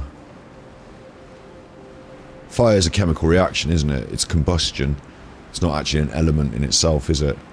Could have had a god of like, I mean, so I suppose you could have had all the elements, could you? Like iron, copper, aluminium. So, anyway. What mysterious rituals are you gonna perform here? Don't think salt's that conductive. The salt water's conductive though, isn't it? And it's the salt that makes it conductive compared to normal. More salt in the water, more ionic conduction. Ionic induction. No ritual at all. We just need to kill some time. Eh? Wait. You didn't take all that vengeful god's curse stuff seriously, did you? They were eradicated ages ago. I told you though, like even if in the game there used to be gods, she ain't having it. She's just here to kill time so she can go back and say, oh, we smacked the god with the egg and now it's all fixed. And so they believe her. It's like, you know, playing into the thing they believe. It's a bit of psychology, isn't it? You saw those two. One thinks he's been cursed, and the other one believes his friend's turned into an evil spirit. It's hard to reason with them. It's hard to reason with them. Like, she's got this super lilt in her voice. I'm really interested in her voice. Now you see why I believe that ordinary folks should be kept in the dark. I've seen too many people lose their senses on account of things like this. If you want to calm them down, you need to convince them with something tangible. And the best way to do that is to make a great show of destroying the boogeyman they believe in before their very eyes. Bit of the old Mrs. Doubtfire. Was it Mrs. Doubtfire? No, who was the one that killed the monsters? Hit the monsters on the head. It was in a film, wasn't it? And she come back and she's got the poker, and the poker's bent. I can't remember what the film is with that. Sounds like that might work. If you were trying to cheer up a 3-year-old. They've all got names. God of the Storms from Old Mondstadt. Well, that's a bit cheeky though, because wind is part of the storms, isn't it? So overlapping there. Ozil, Overlord of the Vortex from Niue. Oh yeah, we fought that one, didn't we? That big chuffing snake thing. And again, that used water, and we've got a hydro elemental. I'm assuming we've got a hydro elemental god. So they're mix and match really. They just do whatever they like, don't they? God of the Vortex. What's a vortex? It's a vortex. It's a phenomenon of energy and water combined. It's better to tell people the truth. How old are you, Paimon? Why would you ask that? Paimon just wants to know why we can't tell everyone the truth. Because you can't guarantee that telling an ignorant person the truth will improve the situation instead of exacerbating it. She's much more tactful than you imagined. Than they had. Like, it's weird because they think she's not tactful, but actually she really is tactful. And the fact that she's not tactful gives them the impression that she's not. Therefore, they believe in her when she actually is being, and they don't see it. It's quite clever. What I can do is pretend to pull back anyone who believes their time is nigh. But since the curse is imaginary, our fix will also be make-believe. Makes sense. But why would anyone believe that it's a curse? Do you know the history of the Yaksha? Also, Zhongni's the god of contracts. Alright, yeah, but has Geo. I just had him down as the Geo god, didn't I? Yeah. And Raiden Shogun, god of eternity. They did mention that, you're right. But she's actually, but has Electro, because I had her down as the Electro god. But you're right. So elements, these 7 elements, they could cross over all the different ones. So if you want, you can have a god of socks. You can have a god of what the chuff you want, apparently. God of socks. God of missing socks. Lost. That's where all your missing socks go. And then you can have another one, which is the god of holes in socks. They once fought against the ancient gods. They fought brilliantly in a battle that engulfed the whole world in darkness. Although the gods were defeated in the end, their resentment persevered. You know, you have to have holes in socks, otherwise you wouldn't be able to get your feet in them. That resentment turned into a pestilence spreading amongst the ordinary folk. Hysteric people mistook it for the curse of the gods. She's telling us a bit of history now. The plague took the lives of many, which only furthered its spread, as the dead were a breeding ground for the disease. Then someone discovered how to prevent it from spreading, purify the air, and burn the bodies of the deceased. The pioneers of these practices were, you guessed it, the founders of the Wangsheng Funeral Parlor. Paimon didn't see that coming. Really? Yes. Anyway, it took many years, but eventually the plague was completely eradicated. We've dealt with similar phenomena multiple times throughout the ages. Each time we successfully restored the balance between life and death. To sum it up, we are gatekeepers, guarding the border for the sake of both the living and the dead. That's what you meant by guarding the border. So when I say this curse is just a figment of the imagination, I say it with more certainty than most. But I also can't really go telling people that the ancient plagues were real, or it would incite panic. Got ya. Anyway, let's wait a bit more and get ready for the show. This leyline monolith will make for a really great prop. Alright. It turns out we might have to have a big fight. You're finally here! We just finished our preparations. Now, look here. This device is used to drive away evil spirits. But don't worry, the traveler here is a seasoned warrior and will assure our safety. Got it. Oh, right. I forgot to tell you. It'll be fine. Will that really solve my problem? Trust the director.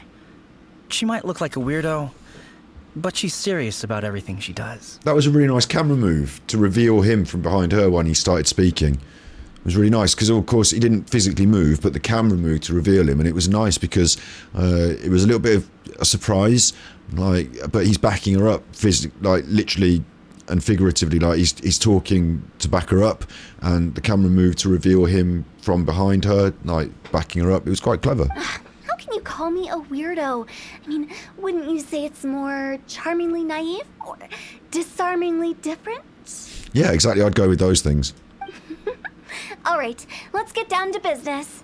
My glamorous assistant, please activate the device. Look, you're not a magician. I'm not your assistant. Here we go, though. It's all going to kick off now, look. Where's everyone gone? Protect the monolith and fend off the enemies. Go on then. Is it really possible to materialize the curse? Nice and spicy. They're attacking it. Body and mind. You chuffer, get off it.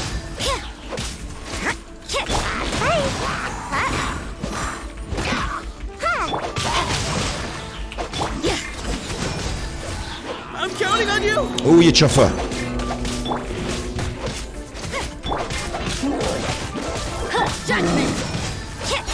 I'm going to leave him frozen for a minute and see if I can take these out, because they're just going to be wasting. They're going to be doing little chip damage and it's going to be bad. You can't run. Oh, he's coming over to me now anyway. Good on him.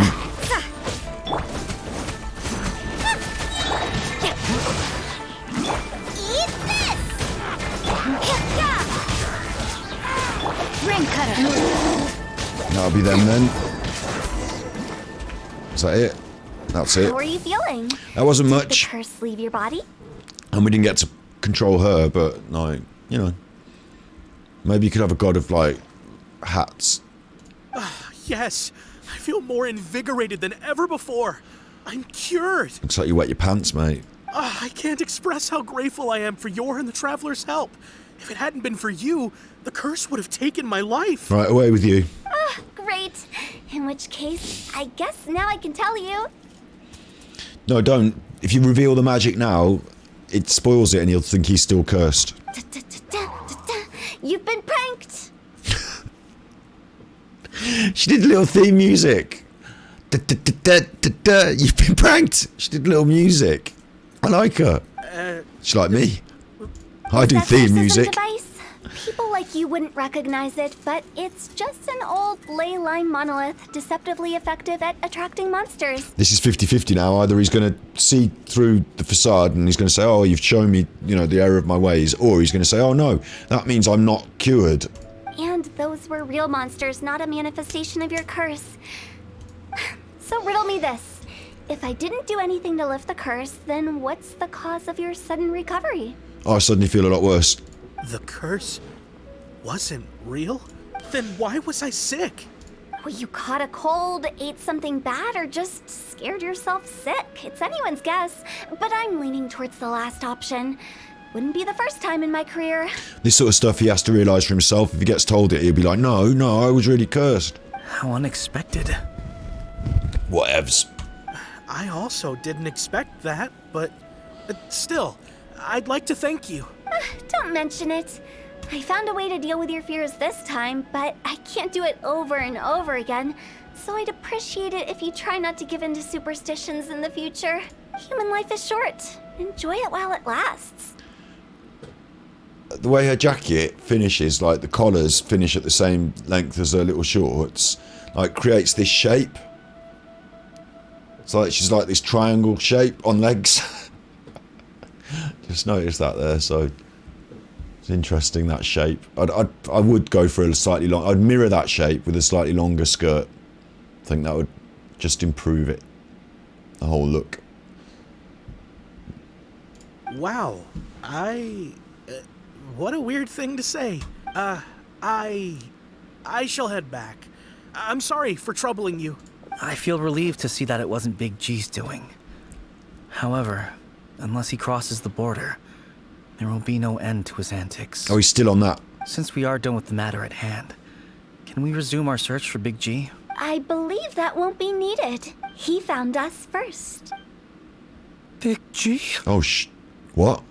I didn't mean to bother you. Any of you. What? It's the little ghosty boy. I got a friend for you over by the inn. This is Big G? He's just a child? Yeah, but he was big when I was little, so shut up, Paimon. You're little anyway. Who are you to talk? Well, he is a spirit. It's quite normal that he looks just like he did when he left this world. That's not what Paimon imagined when Paimon first heard the name Big G. Let's bring him back to Wangsheng Funeral Parlor. We have much to do. My chair's gone creaky. Why's my chair gone creaky? can't have a creaky chair. I sometimes record ASMR, and if I've got a creaky chair, it just totally chuffs me up. Return to the funeral parlour. It's always the way, isn't it? We go somewhere, and then they're like, go back there. And I'm like, well, why do we go all the way out here if you want me to go back there? If you're all going to disappear and just reappear over there, can't I? Why do I have to walk it, you chuffers? You left me behind again. Chuffing left me behind again. Make me walk it. Hero of Mondstadt. Chuffing... Honorary Knight. Oh, I'll get these flowers.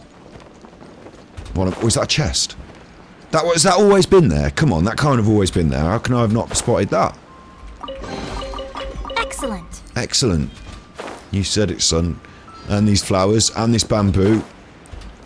Mainly the flowers, gonna need them. You're gonna need them, so you might as well collect them, you little wet chuffer.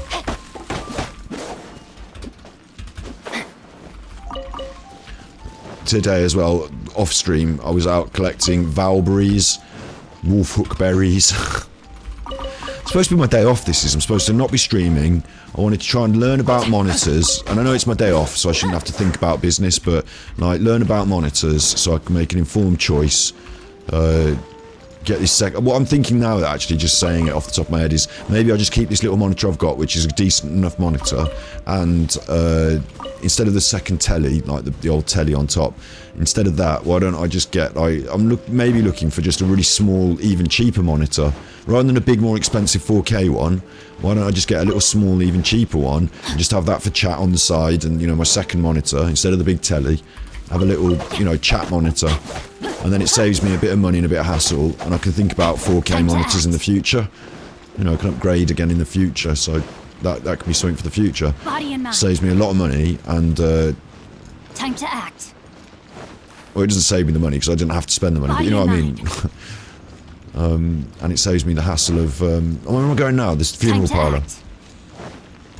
It saves me the hassle of learning about 4K chuffing monitors. I know where this funeral parlour is now. I know where it is now. Can find my way here now. After all that's happened, Paimon's not even sure what's going on anymore. That's the first time I've heard you say it, Paimon, because it's happened to me quite a lot, but this time I followed along. Big G's not an evil spirit. Actually, I'm not surprised in the slightest. Remember what I said? There's only so many evil spirits in this world. She's got little knees. They put little dimples on her knees. It was a twist of fate that made him leave Wuwang Hill in the first place. This explanation sounds a bit far-fetched to Paimon. Paimon! Actually, she pretty much summed it up. Yeah? Huh? Don't ever question my professional instincts. Fucking hell, she told Paimon. People don't usually tell Paimon. I just wanted to check up on my friends. That's why I came to Liyue Harbor. I promise I wasn't up to any mischief. I never wanted to scare anyone. A few days ago, some people came to Wuwang Hill on a dare. I heard them saying they'd come from Liyue Harbor, so I followed one of them back and ended up here. Ah, it must have been poor Luocheng that you followed. Maybe he didn't notice you, but he could still feel your presence. Now we know what caused his nightmares. The cat's coming in the window again. What is your business in this window, cat?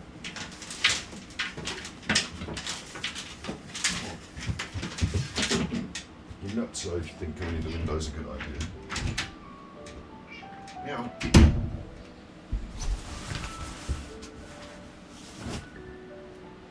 She thinks going in the window's a good idea. It's not a good idea, because I have to get up off the chuffing chair and go. There's blinds on the window, she can't get through them. She's just chuffing chuffer. I was discovered? Well, I assume so, otherwise he wouldn't have been scared half to death. Yeah, Hu and Meng were searching for you all over the place. Oh, that's because I couldn't find them. It's my first time in Liyue Harbor, and I got lost in the city. She's chatting to a ghost now. Who are you going to call? Ghostbusters. The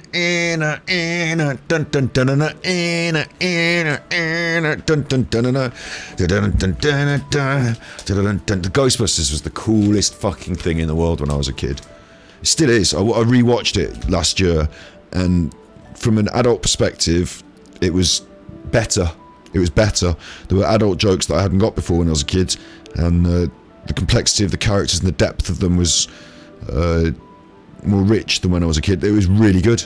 Harold Ramis and Dan Aykroyd and Bill Murray and the fella that played Winston Zedmore.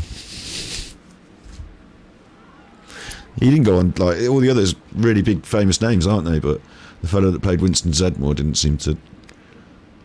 Anyway. It's really good.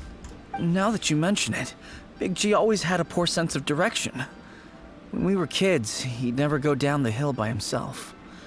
We always had to lead him. So, all of this was just because you got lost? Why didn't you just fly? Like any other ghost or spirit? Don't you think it's much easier to find your way from up above? Paimon's angry at the ghost. I can't. It's too high for me. I'd get scared. That's right, yes! He used to be so afraid of heights that he... You haven't changed a bit. I knew I wasn't supposed to show myself to the living. Anyway. And I wouldn't have found you if it weren't for the leyline monolith's call. I'm so relieved that you haven't become an evil spirit. Like I said, don't ever doubt my professional instincts. Threats. No, all we have to do is escort this lost child back to Wuang Hill. And we should be done and dust to dusted. Dust to dusted. Done and dust to dusted. I like it. See, she's like a 10. I hope... Is she a 5-star? I don't know, but... Like, she's on our list. She's on our list. But he just said he wanted to visit his friends. Apart from me, there's also Little Wu, Mumu, and Songza. Songza. Well, if that's the case, What? we can't let him down. We'll ask them all to help us prepare a farewell ceremony for Big G. That's a good idea. Instead of us going around everyone's house, we'll get them all to come to us this time. Mung and I will escort Big G back to Wuang Hill. You meet with those three and ask them for keepsakes to symbolize each one of them during the ritual, then come and find us. No, I said instead of me having to go around to all of them, they all come to us this time. They're all friends. Can't we just go there all together? Yeah. Or maybe we can take Big G to them. No.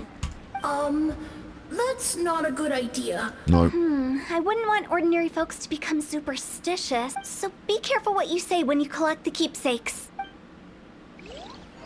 Are we really going with Hu Tao's plan? Apparently so, Paimon. Apparently so. By keeping things low-key, we won't be giving anyone nightmares. Yeah. We've got to go and convince people to give us objects that they own. And we're not allowed to tell them the real reason, which is that we want them for this ghost thing. But, oh, it's all these people. It's these same people. No. Hi. Do you remember us? This is going to be really awkward. Oh, you. Sorry, I won't be needing the funeral parlor's services anytime soon. Yes, we grew up together. Yeah. I don't know why he started working for Wangshen Funeral Parlor, but he must have had his reasons. He's on. Did he tell you about it? He's talking about Big G now. He's just come out with it. He did. Just, theoretically speaking. We're just being hypothetical here. I shouldn't... Definitely not gonna actually go commemorate him or anything. I shouldn't skip Paimon's talking, should I? That was a mistake, but typical Paimon. I'd cook something for him. Oh, he could eat spicy food like no other. He wants... I can make it for you. Yeah. If you bring me some Jueyun chilies. Oh no, I need them for ascending my character, you chuffer. I'm sure he'd appreciate the flavor of his childhood years. Alright then. Yeah, just give us a minute. I've got them in my inventory. Inventory. I've got them. Jueyun chilies are a common sight in Liyue. But I've got 45 and I need them. Oh, he only wants one. Okay. One. Submit one. Great. Great. This should be enough. That should be enough. Just the one. I'll get started on the Jueyun chili chicken. Don't drop it. When everyone's ready, I'll get the dish over to you. Okay, leave me alone now. See you later. Thank you. How did he know about the others? Bit weird, yeah. How did you know about the others? Oh, I've fallen in the fucking sewer. That's disgusting. Body and mind. Ask Mumu for a keepsake. I've forgotten who Mumu is and where he is. He was a very dour-faced fellow, wasn't he? I think he's up here. Mumu. Time to act. Chuffing Mumu. Got to run off that sewer water now anyway. I might change character because I feel a bit embarrassed that I fell in the sewer. So... Race you! Who are you racing? Mumu, he's over here. He's around the back of this. Not you again. Yeah. Mung told us about you. You're good friends, right? That's true, yes. Come to think of it, I remember he did join Wangsheng Funeral Parlor recently. It didn't take long for his good friends to figure out why. The Big G incident. It's common conversation around town, isn't it? The Big G incident. But I know there's nothing we can say to help him get over it. Letting go of the past is a painful process. I would know. Yeah, this would be more heartfelt if I wasn't making comedy quips all the way through. So, is Big G the reason you're here to see me? Sort of. Have you got any of his objects, items that we could just have? You know, stranger to stranger. How did you know? We didn't even say anything. I'm a businessman. I've got a sixth sense for this kind of thing. Everyone hears the name Moo Moo and thinks I must be dim-witted. I never heard the end of it when I set up shop. But I'd say I proved a few people wrong. I don't really know what's going on, but I'm starting to feel there might be a twist in this tale about to, you know, come around and bite us. But I don't really know, and it's a bit surprising to me that we haven't yet. You know, being as Hu Tao is so damn cool, I haven't seen her wield a weapon yet. Here, take this. It's a top-of-the-line toy box we all dreamed of owning as kids. Back then, none of us could afford it. So it's not something We sentimental. were penniless. It's not actually something you owned or anything. It's something that you never owned, never touched. It's quite expensive. It's fairly new. You've got it since he died, and now you're giving it to me? Is that the system here? Paimon, we could sell this, and we could go and get something better. Like that other dude just cooked some food. I mean, that's a bit rubbish as well, isn't it? Today, business is booming. I ended up buying loads of these. It was a dream come true. Did you mean he's buying them for his business, or is he just buying them because he likes them? Wow, you must be like super rich. For me, it's a memento of a childhood long gone. But Without it, we wouldn't be where we are today. I will say one more time, and I say it over and over again when I'm playing it, but every time I have to say it, that voice acting is bang on. Really good job. You know, like, you don't get that in all the games. So, having found me, I guess you'll be looking for Little Wu and Songza next. We already saw Little Wu. Now we gotta find Songza. Should just be down there. I see. If it's Songza you're after, let's meet at the overpass at Feiyun Slope. What? It's just above the staircase leading down to the dock.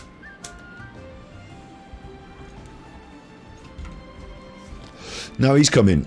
I've got an errand to run. I'll come find you as soon as I'm done. Just whatever. Leave me alone, really, if you want. Oh, she's not down there anymore. She's over here now. Chuff. This is where I'm going. Up here now, on the overpass up there. What? Chuffing got me running about now, you chuffers. There's a Katten. Tian Tian, which I read as Titanian. Tian Tian, but my brain says Titanian.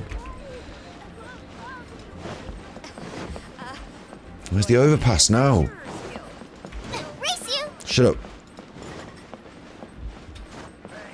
Here we are. There they all are. Look, they're all lined up. They're all lined up. The ghostly trio lined up, looking down over there. What's going to happen? Something's going to happen. Huh? You're all here. Yeah, I get a bad feeling about this. Reminiscing about old times, thinking back to past events. We've been at it for years. Our hometown was completely destroyed in a disaster, so we've got nowhere to go back to. Now, home is wherever friends are. Like, this feels a bit like the start of a horror film or something, doesn't it? They've just been telling me you're looking for keepsakes. I make artisan Xiao lanterns down by Liyue Harbor. I guess they represent me better than anything. It's not you that we want, it's keepsakes from Big G, really. A few days ago, I bought some quality plastrite shards. They're currently all in the warehouse at the dock. I'd better go and get them then, had I? I've already spoken to the manager. Yeah. Could I ask you to retrieve them for me? Unbelievable. Go on then. Seems like you already know what's going on. Be back in a jiffy. Yeah, I'd get a bad feeling about this though. I think we're walking into a trap, but they're all overlooking this. Where's the warehouse? It's over there, isn't it? Warehouse is over there, so they're not overlooking what's about to happen, so they're not about to sort of watch my demise, but get a bad feeling about this. It's probably because it all started in a funeral parlour and we're organising a funeral of sorts. And then they all seem to know what was going on in a spooky... There's a lot of spooky going on, isn't there? A lot of spooky. Talk to the warehouse manager. He's not going to expect this, look. Oosh! I'm right behind you. Hi! We're here to pick up the prostrate shards for Sansa. It's like a voice in his ear. I think she mentioned it. Yes, here you are on the register. No problem. He's looking down at her over there, look. His head's craning to look at Paimon. The prostrate shards are over in that crate He's there. talking Please, into... help yourselves. Look at him talking into his chest. I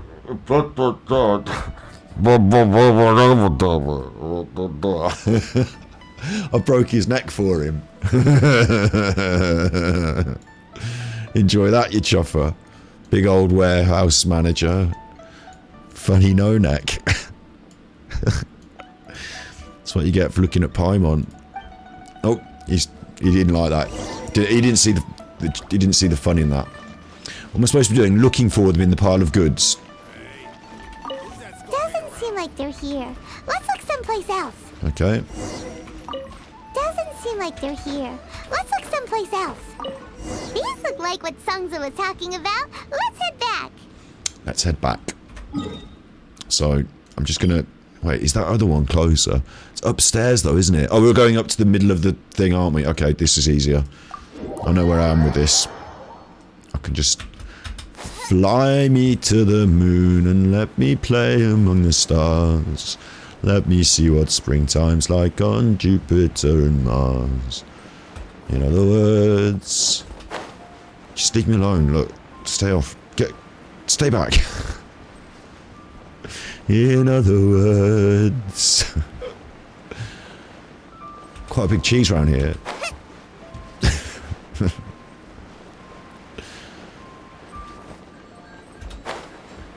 There we go. Hottest chef in Leeway, dealing with the Leeway stuff. My thanks to both of you. This looks like great stuff. Okay, there we go. I wrote all 5 of our names inside the lantern.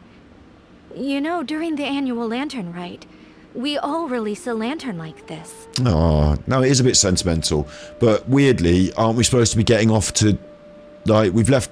Hu Tao? Who? Tao? Hu Tao? What do you mean Hu Tao? How to? To who? You Tao? Me? Her. She's off up the... She's organising her own thing, and we're, like, deffing the party off to do this now. No matter what the days may bring, whichever roads we choose to take, while this rite remains observed, each of us remains the same. As for the matter of Big G, the 3 of us have discussed amongst ourselves and agreed we won't press you on it. Right, good, fine, get on with it then. But if you get the chance, please let him know we're doing well. Oh, he already knows he can...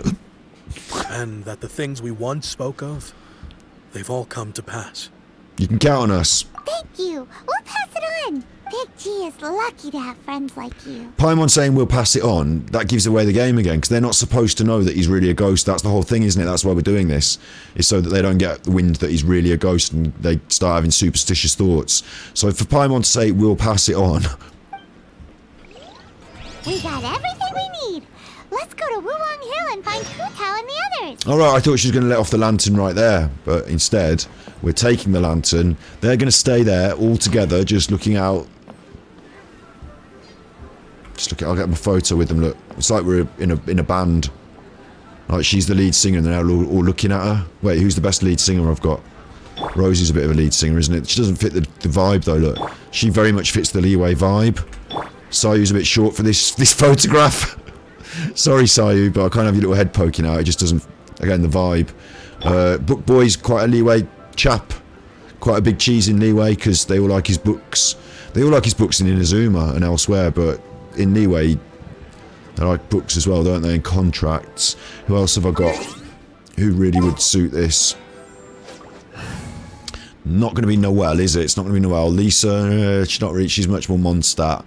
Amber's more Mondstadt, although she's prime, you know, top bins character. No, I think it's either Gravekipper or one of these chuffers.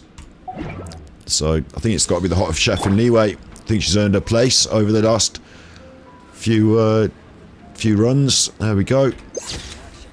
It's like an I can't. It always centres on her. I'd like to frame it with the 4 of them in, but it always centres on her. But the way they're all sort of looking at her draws your attention to her. It's not a very good shot, is it, really? Trying to get all 4 of them in it. Yeah, that's better. Messing about. And again, I could crop that in. I don't need this information on this side. But messing about, always messing about. That one's better. Better, in a way, isn't it? In a way. Right, enough photographic enterprise for now. We are off to wherever the fuck we've got to go. Over here. All the way over here. If we had to walk it, it would take forever, but thank God we've got magic teleporters. Oh no, not this place. Ugh, it gives me the willies. We'll have her come over here. Ugh. Race you. The waters of Chainsaw. Leave me alone. I'm not up to that yet. It's funny because you beat it, you get good, you beat it, and then you put your world level up and you come back and you're like, oh god, I remember why I hate you. Remember, we've done that hard room now, we've done the difficult room. I think this squad of cool dudes, Zhangling, Jinqi, Rosie and Sayu, I think when you get their specials all popping off, I think you could do quite a lot of damage. So I think we could actually, this weekend, we're going to attempt all the things that I find difficult. You know, we're going to cross them off before we attempt to raise the world level and go back to finding them difficult. What random event? Oh. Random event. Quick. Where is it? Up there. Gonna have to just wait a minute while we climb up there. But at the weekends, there's a few things. I haven't got a proper list, but I've got a list going on in the back of my head of difficult things that we need to... One of them is the up the mountain. I think one of them is the Geo trial. Judgment. No, what am I doing? Hang on. Punishment. I wasn't ready for this. I'm not playing properly. That's better, right, hang on.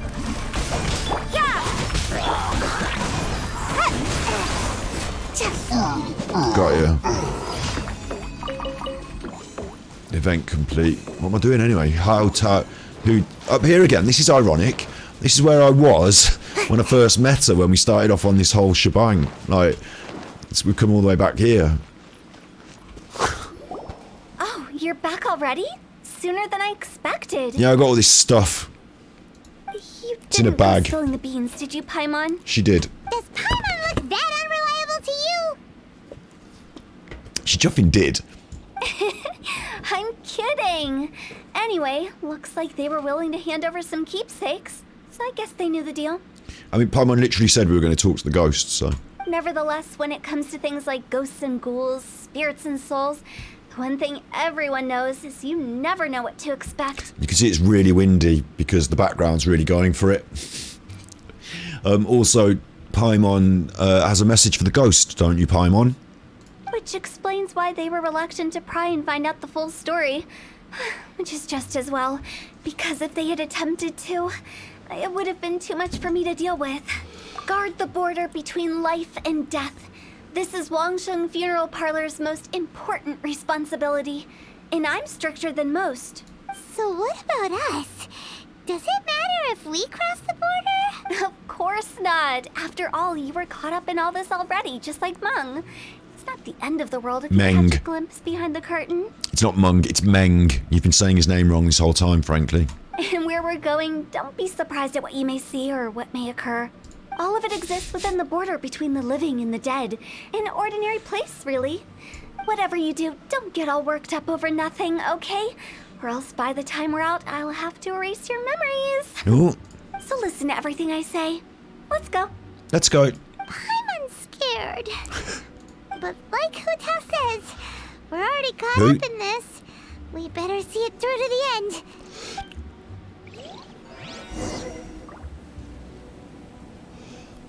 I've been going to the football since I was a kid, right? Things have changed over the years. But when I first went when I was a kid, they'd bring on a substitute sometimes. When they bring on the substitutes, I'm just going to stand here and tell my little story. When they bring out the substitutes, they say, and coming off for West Bromwich Albion, number 11, and coming on, number 12, like, someone like, no one gives a shit. But if it's a Birmingham player, they say, coming off for Birmingham, like, number 5, what was it for? Number 4, Matt Upson, and everyone goes mad. Yeah! Coming on for Birmingham, number 5, Martin Taylor. Ooh, yeah, though, yeah. You broke that guy's ankle, yeah. Alright, I shouldn't have her out with when I'm doing my stories, because it makes me feel like I'm being boring because she falls asleep. But when it started to develop, right, it started to develop this trend, this meme, and it started to develop, and it has carried on to this day. And I remember it not happening when I was a kid, and I remember it started to happen, and then everyone thought it was so funny, then everyone did it. Seems like I should have just stayed in bed. Shut up, you. Coming on for West Brom. Oh, sorry. Coming off for West Brom, number 11, Jeff Horsfield. Oh, well done. And then coming on for West Brom, number 12, Sadio Mane. And everyone would go, who? Who? Oh, yeah, they'd shout the word who all at the same time, so that the substitute who was coming on the field got the impression that nobody knew who the fuck he was. Who? Who are ya? Who are ya? Who are ya? We'd all sing. And that meme varied as well. Sometimes you'd find some football grounds where instead of shouting who in one great big homogenised group, who are you? Instead, they might all go, I don't know who that is. Did you know? Have you heard of him? And that mumbling and muttering from the crowd, amplified by everyone doing it, created its own sort of murmur and vibe. And instead of a round of applause for the player coming on, you just get this like, I don't know who he is. Have you ever heard of him? I've never heard of him. I don't know. You get this noise from the crowd.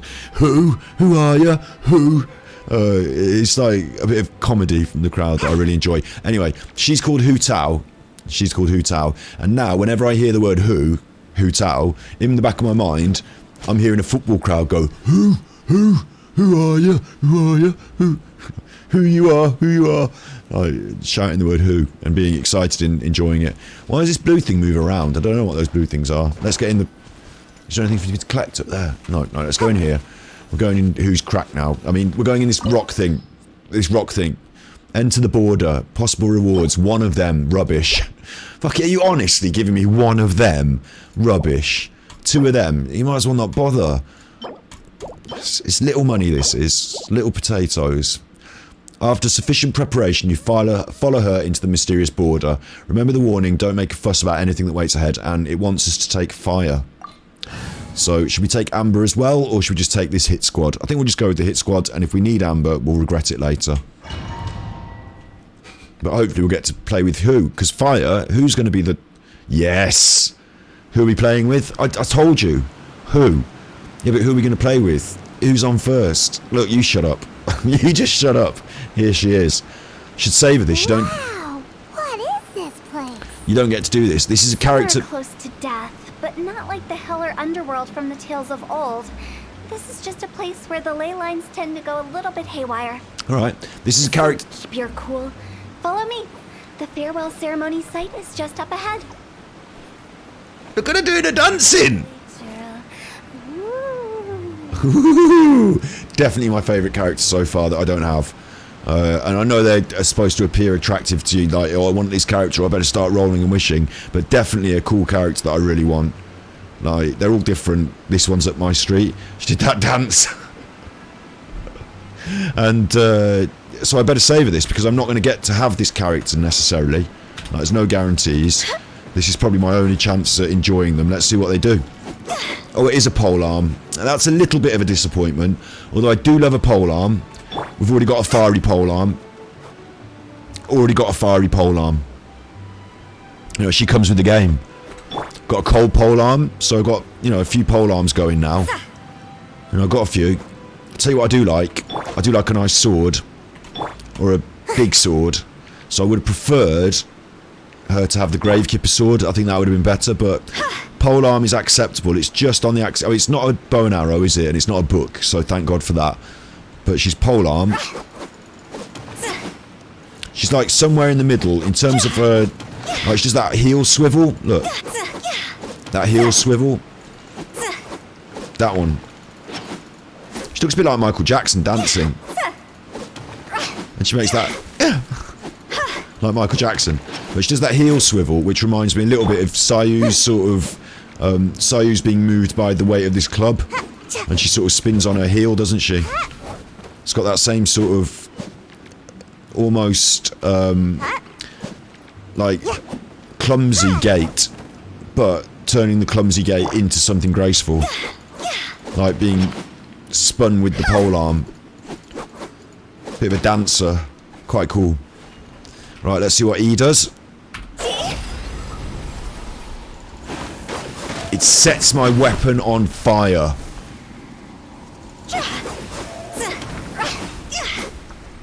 Which is cool as chuff. Look, she does that as well. I get angry. The cooler they are, the more angry I get now, because I can't have it. Chuffing leading me on. Stringing me along, isn't it? I really think this character's cool. I can't have it. That pattern looks familiar. From the right angle, you can make out the whole thing. Yep. Oh, just like last time.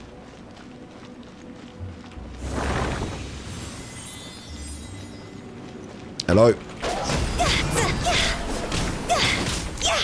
I'm a fan. I do like polearms. You know, it reminds me of my cryo polearm. Like, she's got so much more, like, power to her polearm than Xiangling. Look, watch. Xiangling's like little fast movements. Like, little mosquito. Like, lots of fast, but mosquito, yeah? Little fast, skillful martial artist, but more gymnastic. Little fast movements. And Hu Tao here. Hang on. What a nuisance. Look, you see the big curving arcs of her big curving arcs and big slashes. Yeah? Whoa, look at this.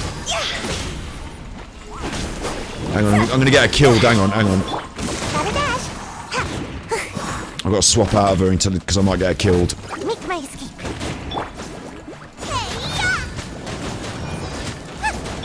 Judgment. What I need to do is just build this up. Or feed her up, maybe.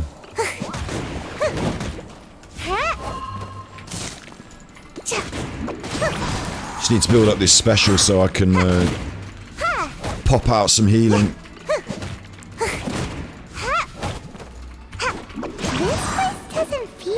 But let's have a look at the bag. We might get some food in the bag. I haven't done any, have I? She can have them, whatever they are. And she can have the milk as well if she wants it. Chuff it. She's not even in our squad. I shouldn't give her stuff because, you know, she's going to keep that now and then, you know, she's going to take it with her. But, That's why it's named the Border. You can't just cross whenever you please. You need to have a little... How do people normally put it? Pomp and ceremony? her ability... I'm pretty sure that's not how people put it. Her ability costs HP, and her burst refills it. Wow! Oh, no wonder. I thought she was just a bit weak, but I've obviously. Billy Churl, Billy Churl, silly Billy Hilly Churl. Woo! That song from The Ghost, and I sing that song, Silly Hurl, Billy Churl, don't I? I sang it today on stream before I even met her. This is like weird. This is weird. It's like it's meant to be. We'll see if we get her in the, you know, in the wishes, but. Silly Churl, Hilly Churl. So it's really interesting that I've got to remember then to use her moves in the right order. Got to learn how to use her. And then I won't get to use her ever again, so it's a shame. But it's an interesting mechanic, and I think that's good to have variety of mechanics in these things, even if it's not my favoured. Like there is in other games, there's quite often with warriors, swords, fire, warriors, and rage, where the more you get damaged, the more your health depletes, the more increased damage you can do. And some games you can abuse that and actually in Dark Souls speedruns, they self-damage, don't they? So they can increase this rage, so they can go in and one-shot bosses, but you're going to get one-shot yourself if you get hit. But that's the point of a speed...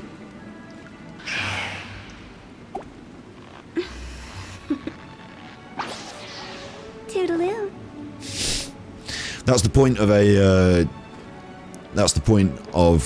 a speedrun, isn't it? You're gonna get, if you get hit, you fucked it up anyway. So doesn't matter if you're gonna get one shot. You just use that rage meter. I don't know if it increases her DPS, but certainly having to manage that and balance that, it's quite an interesting mechanic.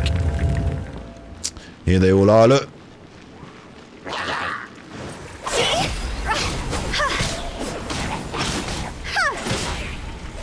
Let's get that down, eh?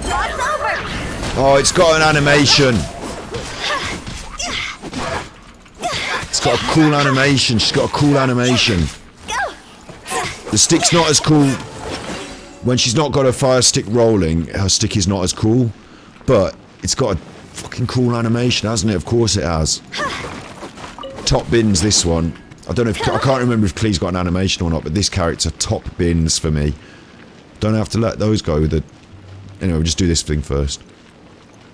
And we'll do it with... I'll save her health. Out of the frying pan, into the fire. Let's do it with her. Where am I going now? Oh, yeah. This is Sealy. I imagine Adventurers Guild members are good at making order of things.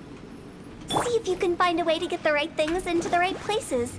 Usually it requires a bit of destruction as well as elemental reactions. On your marks. You talking to us? What? You talking to us, Paimon said. Yeah, she was, wasn't she? But I don't really know what's going on here. There's a Sealy. I've got my Sealy now. I know where that goes, don't I?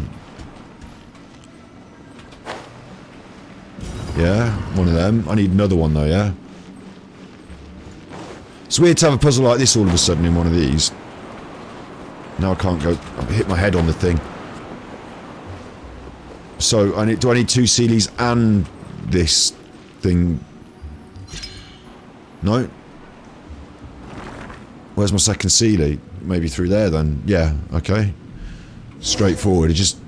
They've thrown in 3 things that exist in the game and turned them into a puzzle of their own. But it's not really a puzzle, is it? It's just like, do that.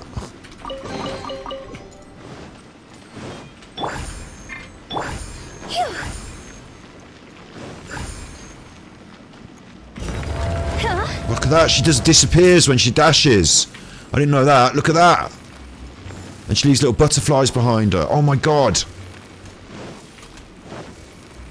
Coolest character in Genshin thus far, as far as I'm concerned. Even cooler than Klee.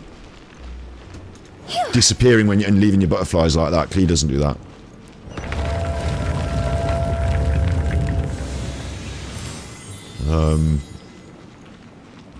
Oh, there we go then.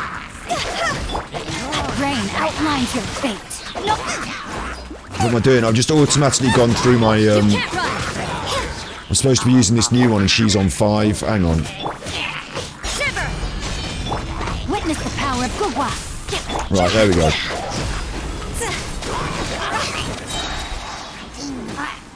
Time to go.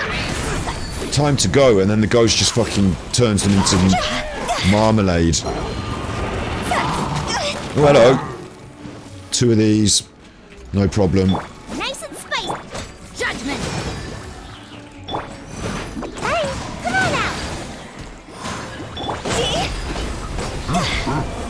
Look at this now. Get that going and her going at the same time. Look at that. That's how it's done, isn't it? Hey, stop bashing me up, you chuffers. Rain outlines your fate. I'm not so sure about her sort of quite...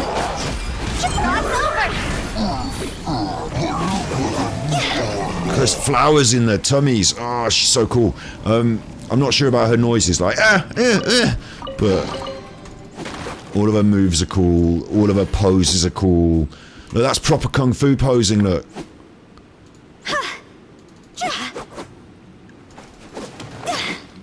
Oh, that's too cool for me. I'm not. How am I going to get this character? I'm not, am I? I'm not.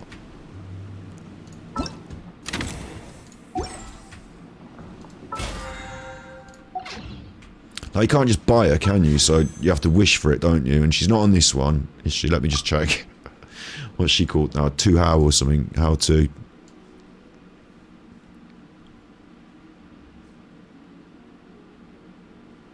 I don't see her on there. Is she a 5-star, maybe? I don't see her on there. Let me just check if she's a 5. She's a 5-star. Billy Churl, Billy Churl, silly Billy, hilly Churl. Ooh. And next thing you'll tell me is that she has already had a banner recently, and there won't be another one along for another like 40 months. I don't know how often the banners change, but she's more powerful when at low HP. Yes, okay, without her dying.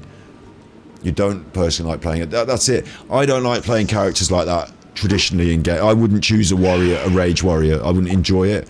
I'd much more enjoy a different role in the squad. But you know, there is something to be said for it, and it is, you know, since she's so cool in all these other, even her little picture, looks cool. I think I'd have to learn to play that play style. I think I'd have to learn about it, and maybe I'll come to love it. When even the though sun's out, bathe in sunlight.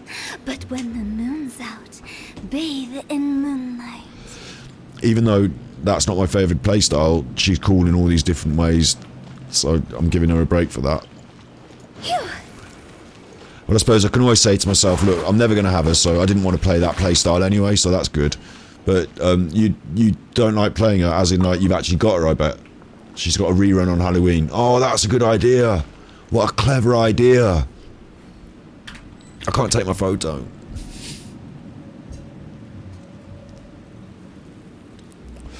So I just save everything for Halloween. Guarantee one of these. Guarantee who? What? Who? What do you mean? Who? I'm telling you. What's going on? Oh, I'll come through that door. I'm going this way. I can't watch her disappear and reappear like that. It's making me angry now. None of my characters do that, look. She just runs. Look what she does. Runs, she does. It's just rubbish, isn't it? I don't know what's going on now. I don't even know where I'm going. Am I going backwards down the whole thing now? Go! This looks the No. same, but there aren't enough. So confusing. Let's have a look around. Or up ahead. Yep, fair play. I get the gist.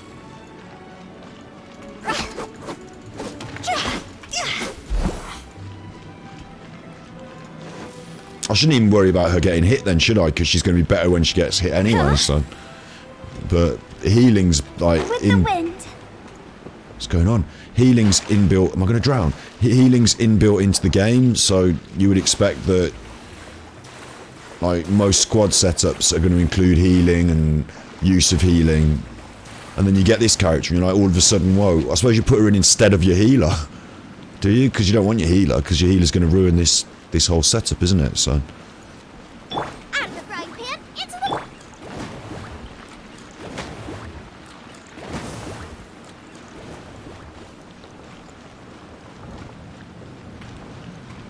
I'm just following it around now. I don't even know what's going on. I feel like I've done something wrong.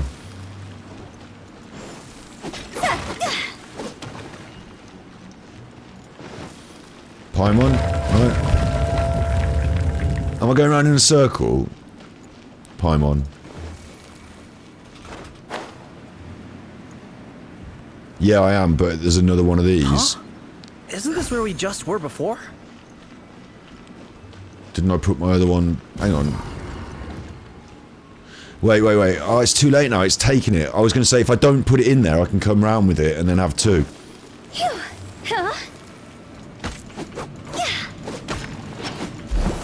If she's fine, I can do this. Go! Unless I'm tripping.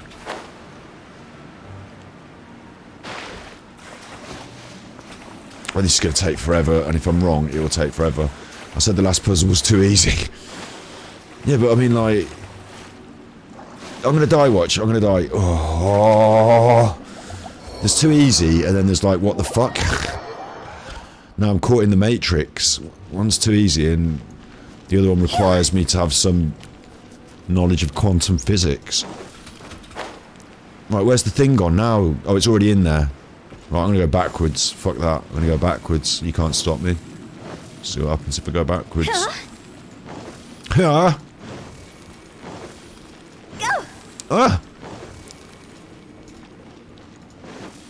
Squealing.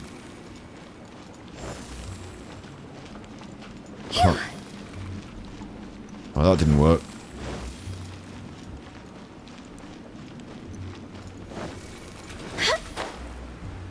Don't die, don't die.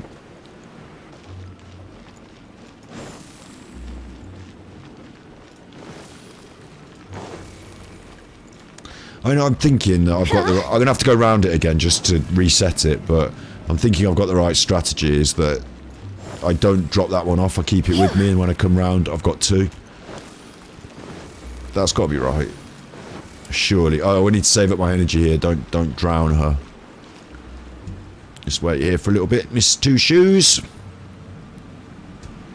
Thank you. Maybe I could swim a different direction. No, gotta swim this way. Gotta swim this way.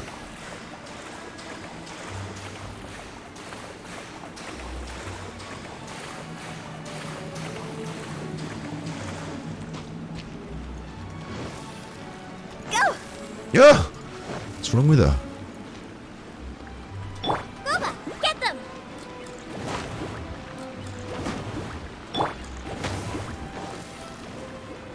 So I'm even swapping to a different fire character for those fire hazards, so I...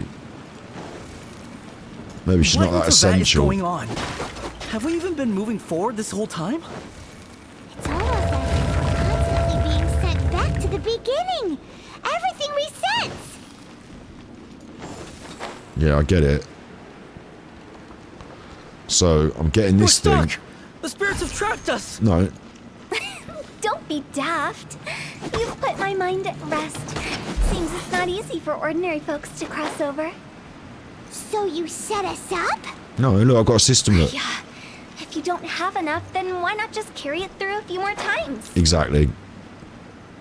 Same thing as when you're time traveling, isn't it?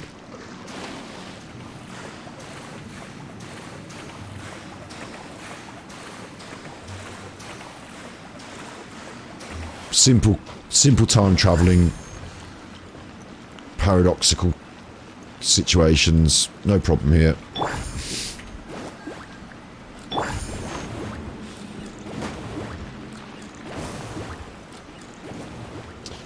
As long as you don't mind bending time and space and physics, you're fine.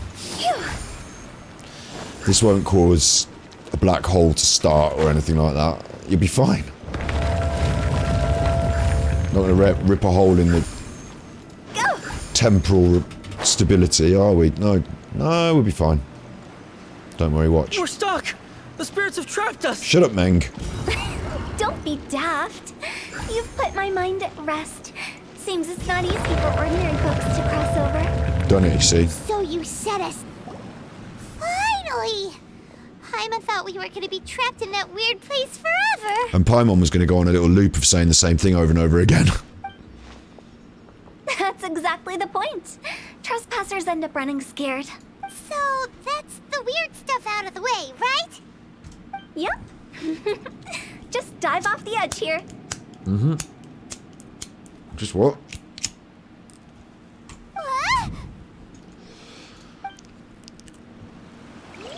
I'll trust you, Hoot Out, I'll trust you. And look, she'll do a diving animation as well, because they do dive. They do have diving animations, which is really cool. No, she didn't do it. Fair enough. When they dive into water, they do have diving animations, so...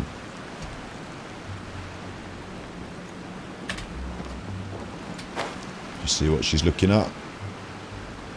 Maybe I shouldn't waste all of our energy before I... No, we're okay. Head to the doors, yeah?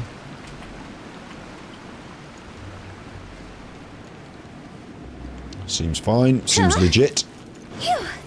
Said you was strictly legit. I saw you quit. You're like Shakespeare without the sonnets, a knocked off beamer on a drop top bonnet. I said you was 5 in the bush. I got 5, let's see it. I'll play the guitar To the farewell ceremony site. till I complete it. Our destination is just up ahead. Ceremony I sites. know you're excited, so feel free to have a look around and talk amongst yourselves. Soon you'll find out there's nothing special about this place. I mean, this place looks cool as chuff, doesn't it? Look. Hello.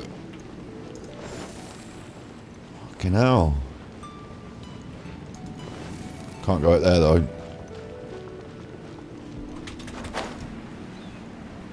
What is this place? There's ghosts around and everything. Let's get me up on there. Feel free to have a look around. Let's get me up on there.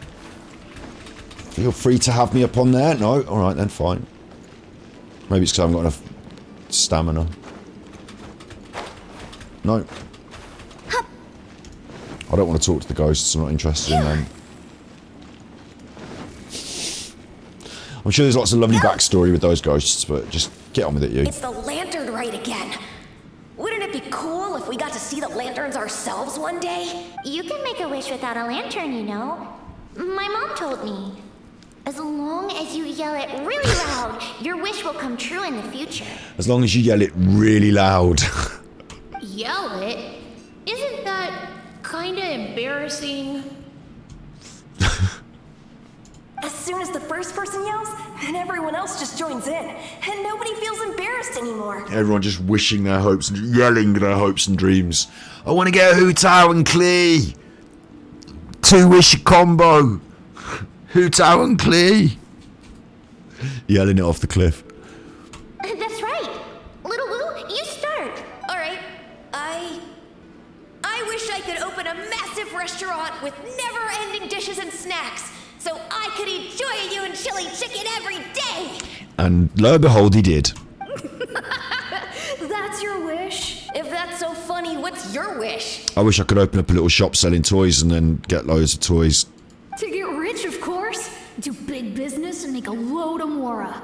With Mora, you can do whatever you want and be happy. Although the purpose was to get the Mora, you said, so that's what made you happy. So what is it you want to do and be happy? You should probably do that instead and forget the Mora. Yeah, if you get rich, you could buy that super expensive toy box. Not just one. One for everyone. No, loads for everyone. Well, if Momo's gonna be a businessman, then I don't need to earn any money. Whoa, whoa, whoa. It's tough getting rich. Don't put all the pressure on me.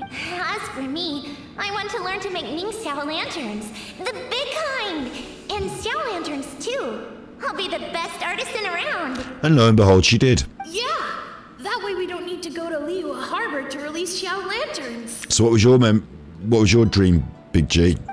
Anyway, those are our wishes. Mung, Big G, what about you?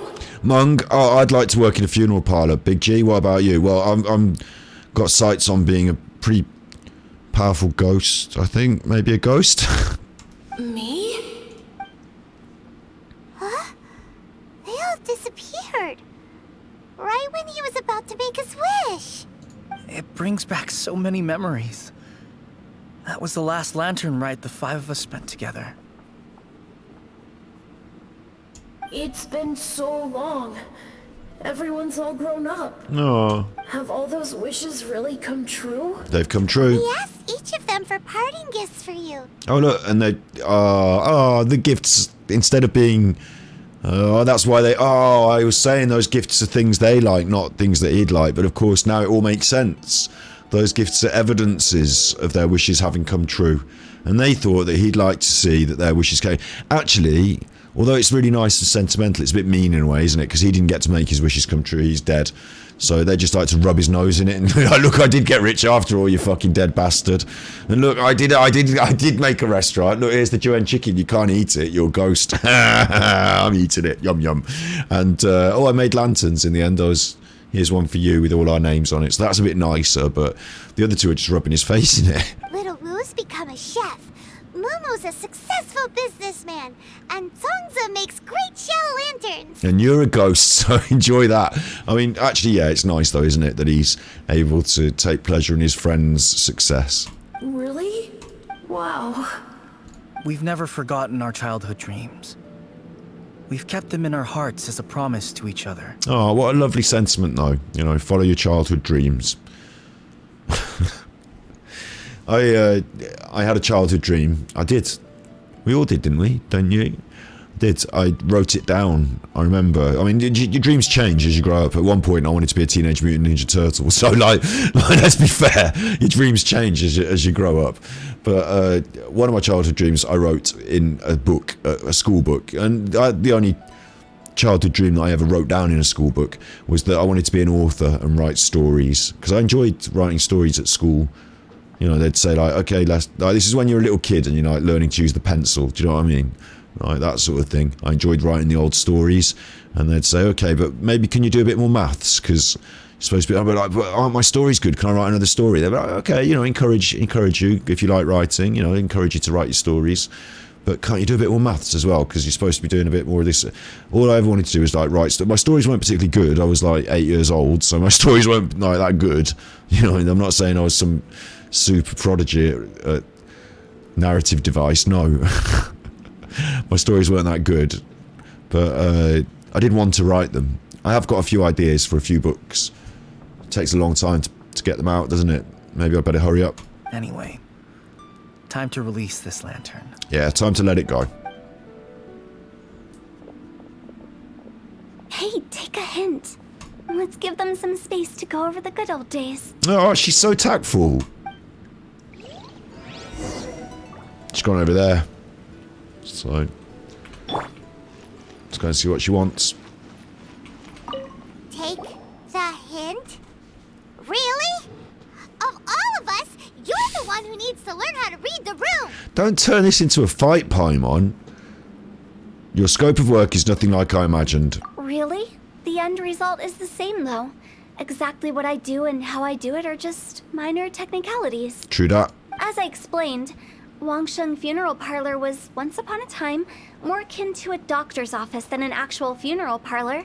During the Archon War, piles of corpses covered the wilderness. People were plunged into misery and suffering. Disease was spreading all over the land. Death devastated the world of the living. Such were the times when the Wangsheng Funeral Parlor was first established. As humans, its founders were deemed too insignificant to matter. But slowly, they managed to drive away death. They must have paid a huge price for that. Drive away death. After generations, Liyue Harbor became a bustling hub of prosperity, luring people with dreams of great fame and abundant mora. But in the end, some lunatics stirred up the legacy of the dead. By that I mean the remnants of the defeated gods that ravaged the world.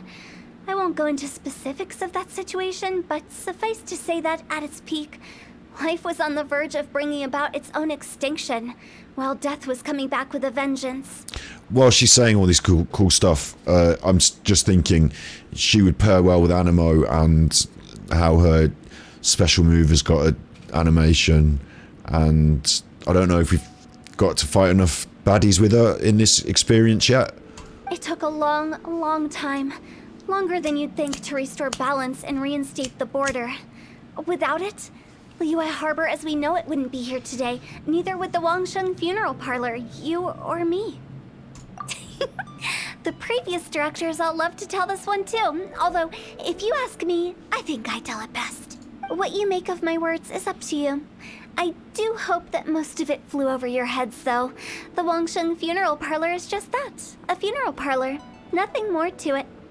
Won't disagree. It's time to get back. We live in peaceful times, but this harmonious coexistence between life and death should never be taken for granted.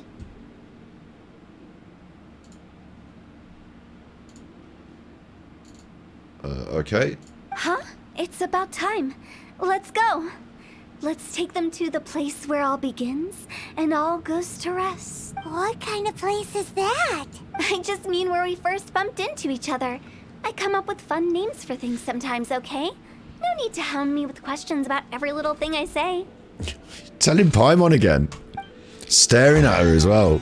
Never had anyone tell Paimon. Go back to Wu Wang Cliff and send Big G off. Big chest there. Lovely big chest. That's nice. No XP though. And go back to where you start again. From this cool place though. I could stay here for ages. Leaving in 9... I can't stay here for ages. I've only got 9,900 seconds, but... Like, this is cool. Isn't it? It's really cool. This ethereal plane. Right.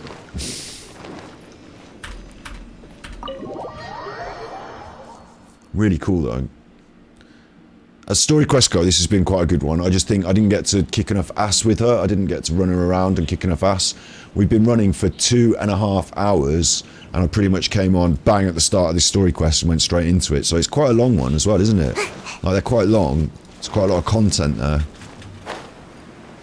Less, like, you do a lot of running around. Like, this is what I was doing before. Hang on, before I bumped into her. Just chopping a few trees. I was collecting a few berries. You know, I was doing a few of these sort of puzzles, which I've done this one ages ago, but, you know, looking for chests, looking for geo-sigils. Ran into her and went on a 2-hour bender going on about fucking all sorts, ghosts and spirits and leeway and history, and she was super cool. We went in a dungeon. There technically was a sort of boss fight, but we just absolutely annihilated it. So we didn't get to pilot her enough for my liking, for how cool she is. But totally know that she's absolutely top bins on my list. Characters that I want. I think we did everything we could to make you happy, Big G, wouldn't you say? But if you ever really do become an evil spirit and come back with more nefarious nonsense in mind, I may have to forget our friendship and give you a far less fond farewell. It does make me wonder, like, you know how I'm saving up all my wishes, yeah? And when a good character that I want comes on the banner, I'm going to fire all the wishes off until we get that one. Hopefully have enough to guarantee it. That's my plan, but what if they sandwich her with Klee, like, back to back? What am I going to do then? I won't have the wishes built up for another run. What would I do? And what if, like you said, they come up on a special event like Halloween? What if it just rocks round and there she is, like, wish now or forever hold your peace? And, like, I'm then compelled to say, look, the only way that I can wish is by spending money. So how much money am I prepared to spend to get this character during this limited time? Like, that's how I'm going to feel compelled to feel, isn't it, when she comes up? I understand this banner's a bit more now. I'm grateful for everything you've done for me. And it's interesting that I'm having to go through, or I've got the option of going through quite a lot of story quests. Maybe I shouldn't be going through them if I don't want to get hankering after the characters and, you know, thinking how cool everything is and wanting it in my collection. But it's all good content, I guess. But it's there to sort of sell the characters to me, of course. But, yeah, like... Now that I know that my friends are doing so well, I have no intention to bother them. I also want to thank you. You made my dream come true too. Already, out of the characters I've met, I could quite easily put them in a tier list, and she would go quite near the top, along with Klee. So I don't need every character, but it's this feeling of, like, you know, out of all the one, like, it's going to happen, isn't it? Out of all the variety, doesn't matter who you are and what you like, there's going to be one character that you think, oh, this one's quite cool. That's why they're all different, I suppose. Well, it's not why they're all different, but it's part of why they're all different. That grass is really giving it some. So you should also mind my warning, Mung. If you won't let go of the past, I might reunite you two sooner than you think. How can you say such horrendous things with that smile on your face? Well then, last but not least, let's say our goodbyes to Big G. See you later, Big G. Not like that. You won't be seeing him later. Let's stick to goodbye and such. She's telling Paimon again. No worries. I'll just take my leave. Alright, goodbye, you big ghost face. I'm sorry. Of all the wishes we yelled that day, only ours hasn't come true. Ours? Nah, don't be bothered by that. No life is without its regrets. You can leave in peace now. All right. I'll remember you all. Goodbye. Aww. He's gone then. I thought that closure would bring me relief, but all I can feel now is emptiness. Oh. So, what was the wish you two made? We didn't have a chance to hear it earlier. Right, Nose. Paimon. Bloody hell. He's having a moment here. After each of us has started a family and built a career, we want both our families to spend the Lantern Rite together. Oh. That's why I envy my friends so much. Little Wu and the rest, they all had a chance to fulfill their wishes. Mine, however, will remain just a dream. So I could really take that to heart and start feeling upset now, because I feel similarly in the, there's still a lot of things I'd like to achieve, but you still have a lot ahead of you, and that's the way to look at that. That's right. Also, think about this. Everyone gets burnt to ash one day. You spend wait a year, I suppose. Yeah, I don't know how rapidly this cycle runs and how often new characters are introduced, but I'm assuming that you feel like when the banner's gone, it's gone for a good while. Like, a year's a long time in gaming terms, isn't it? And how many, like, I could maybe save up a lot of primos in a year, but how motivated will I be to do that for a year just for one character? I don't know. Like, I think for me and this game, really, it has to come into serendipity. It has to be that whatever they choose to roll up on those banners in the next few months, in the next expansion release, yeah. But in the next, I'll follow the 4-year plan. I'll keep an eye on it. But like I say, every weekend playing exclusively Genshin Impact will peter out, and other games will come into the fore. I'm sure. I'm feeling like I'm not going to leave Genshin Impact alone completely. I'm always going to want to pop in every now and again. But and that's for later. At the moment, we're still in the thick of it. But I am a variety streamer, and I do want to experience a whole load of different games and really experience them, get deep into them, be able to talk about them from inside out and get a really good perspective on them. But I can't just stop at one, I don't think. So enjoy your life while you can, and when your duty to the living is over, you can meet whoever you want again in the afterlife. Isn't that great? I need a drink now. I'm starting to get a dry mouth, but I've run out of chocolate milk. I can't be asked to get up and go and get myself a drink. Thank you? Either way, I don't think I'll ever return to Wuwang Hill. I have a lot of feelings to process. No worries. It's a good opportunity for you to go on vacation. Consider your leave approved. Naturally, this doesn't change the terms of our previous agreement. The leave will be unpaid. The last Klee was last June. So maybe she will come round. I see if Klee comes round, I'll grab Klee, that'll be great. And then if Hu Tao comes round, like, in October and I don't have the primos, I would consider spending, let's say, the amount of enjoyment I've got on this game so far, 30 quid. I think they easily deserve 30 quid or 40 quid. Like, the amount of money I'd spend on a reasonable AAA game. Although these days, that's more like 40 or 50 or 60 quid these days, isn't it? But, I've had so much enjoyment out of it. If they would just sell me the damn character, I'd pay them the money, but they won't do it that way, will they? So I'd be less inclined to put £30 into a slot machine, lose it, not get what I want. No, I wouldn't do that.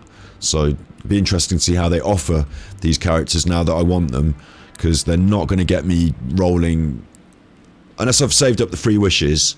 £1,000, like whatever the guaranteed amount you have to spend is. If it's any more than 30 quid, I'm out.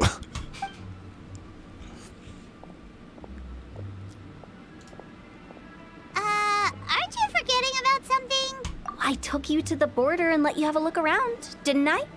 But based on your reaction, it seems like you didn't find what you're looking for. It is a pity indeed. We got a bit of treasure. The biggest pity of all is your lack of help. Paimon don't like her. I was fishing around on your behalf through the channels that aren't accessible to you.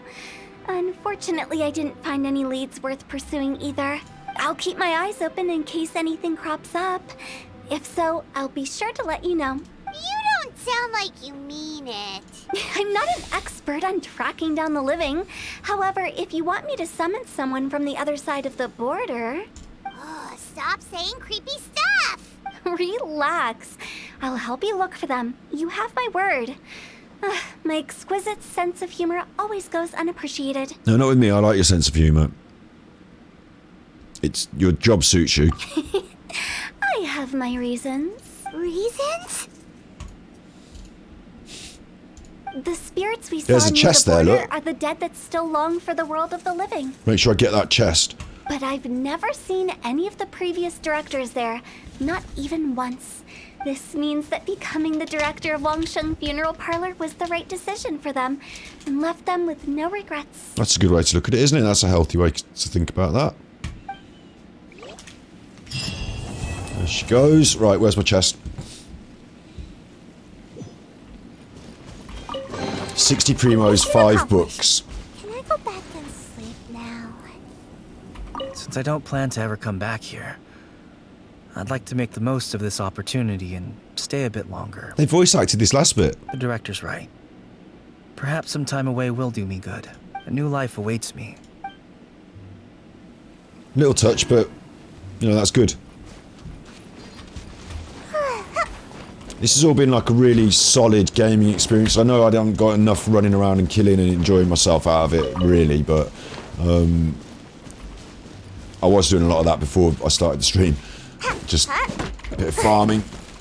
But that was really good.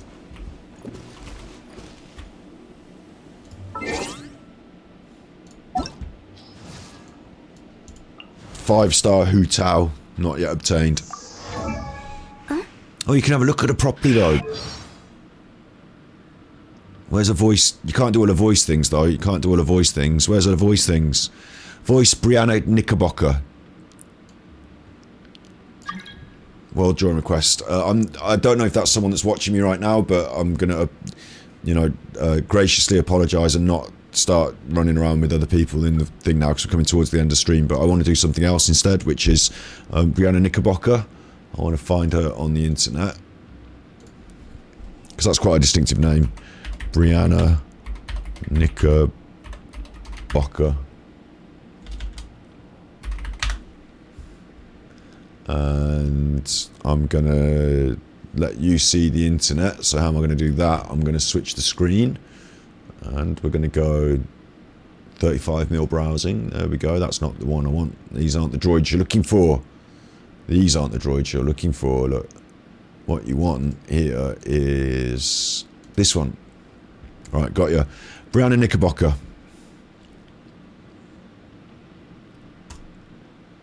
is an American actress who's provided numerous voices for English dubbed anime and video games.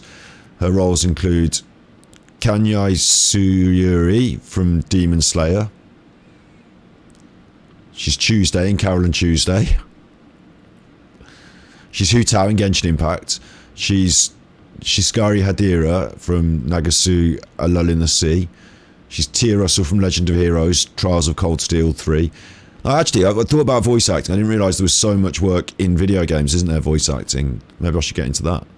I've got a voice. She's in all this stuff, look. And here's like her filmography, look. She's in films. Anime films. Hunter x Hunter. Jirara. Anything here that you see that you recognise? Berserk.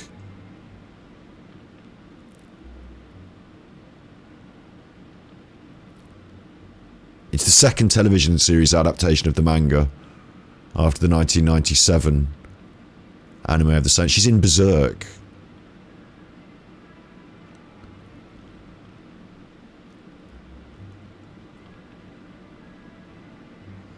Sword Art Online, I've heard of that. She's in that. Most recently, Blue Reflection Ray is an anime television series. She's in that. Video games. Look at all these games she's in. God, she's got quite a catalogue, hasn't she? After a... Oh, obviously Genshin Impact's the best one, isn't it? She's in Pokemon Masters X. Free-to-play mobile game. Sushi Striker. She's in that. She's in Detective Pikachu. She's in Fire Emblem Heroes. She's Sakura in Fire Emblem Heroes. She's Karina in Detective Pikachu. Why isn't she in anything that I've actually played? Genshin Impact. Mary Skeletorface. It's making me think maybe I should play Demon Slayer now. She's in that. And Rune Factory 5. She's in that. I've seen that. It don't really seem up my street, but that's a Switch game, isn't it, as well? Prolific though, isn't she, look? Brianna Knickerbocker. She's got some awards, has she? Live action appearances. She's actually acted in stuff as well. Two Shadows.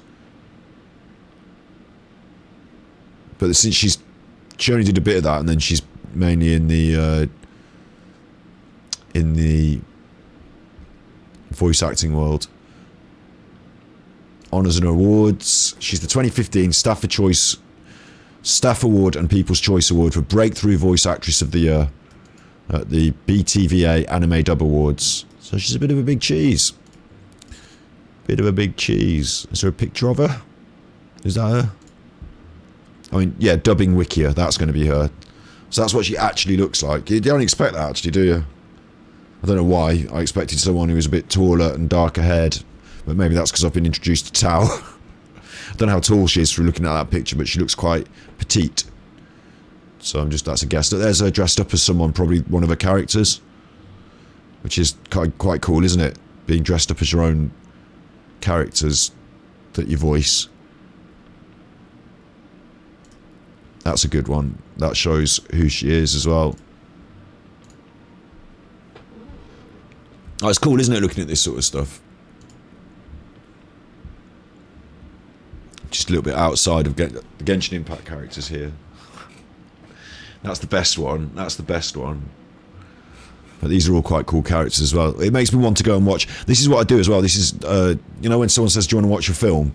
Do you want to watch a film? And like they're getting Netflix out or something, and then they're like, you know, there's these 6 films on Netflix that are suggested. Do you want to watch these? And I say, no, I don't want to watch any of those. Sometimes I've got a little list, and I get my little list out, and it'll be shit like this that I've, you know. Oh, I wanted to watch some of the films that Brianna Knickerbocker has been in because I was playing Genshin Impact and I found her voice acting to be quite subtle but interesting. She was giving quite a... There was some... I don't know how to describe it. It's like crunchy quality, chewy quality to the voice. Like, it was... it had some peaks and troughs in the pitch that I didn't expect. There was quite interesting voice acting. And then... I can go and watch her other films that she's voice acted and see how her work compares. But at the same time as just watching a film for enjoying a film, I can now watch it sort of keeping an eye on the progress of the 2015 Anime Breakthrough Voice Artist of the Year. You know, now I've got a second layer of... I always watch films with all these other layers. So now I'm going to put on my list all of her films. That's my plan, isn't it? Put those films on my list, as well as all these other weird art films and random shit that I want to watch. You go to IMDb. I'm not signed in on this computer, but you go to IMDb, and then in IMDb, actress, sound department, look, and then filmography. Here are all the films. So I can put these on a list, and I can start watching them. There's quite a fucking lot of them, aren't there? Look at how prolific she's been. Loads of... She's been Berserk as well. The TV series. There's loads of it though, look. So sometimes I like to watch some of the old stuff, see, you know, how they start. And then I like to jump to the more modern stuff, because, you know, you do, don't you? This looks cool, doesn't it? That's a video game. This is a TV series. What's this one? Gaiki Juban Isik Kai Quartet, Another World. Animation, comedy, fantasy. The class arrives in another world. They encounter a desolate environment dominated by a rampaging magical automaton. Like, even if it's for kids and shit, like, I'll just still watch a film and like see what it's like and what's going on. I'd rather watch this. See, the thing is, I'd rather find something weird like this. Weird, you could call it weird. You know, it don't have to be called weird. You know, it's just different from what I'm used to in my Western sphere, yeah? I'd rather watch something more outside the box than that, than just be suggested, like, this latest, whatever this Marvel movie is, and just watch, you know, rather than just, like, watch whatever, do you know what I mean? Like, just whatever's, like, fed to me on Netflix. This could be really cool. I don't know. If I don't like it, I don't have to watch it, do I? I could just turn it off. But now that I know that Hu Tao is in it. She's not Hu Tao. She's... Where is she? She's supposed to be on this list. She's not on the list. Maybe she's not one of the main people. Maybe I'll be watching it and then she'll just come in as like a, you know, side part, like small part. Do you know what I mean? Maybe she won't be one of the main people. Be listening out for her and she'll never... I can't hear her. Where is she? Oh, she come in. She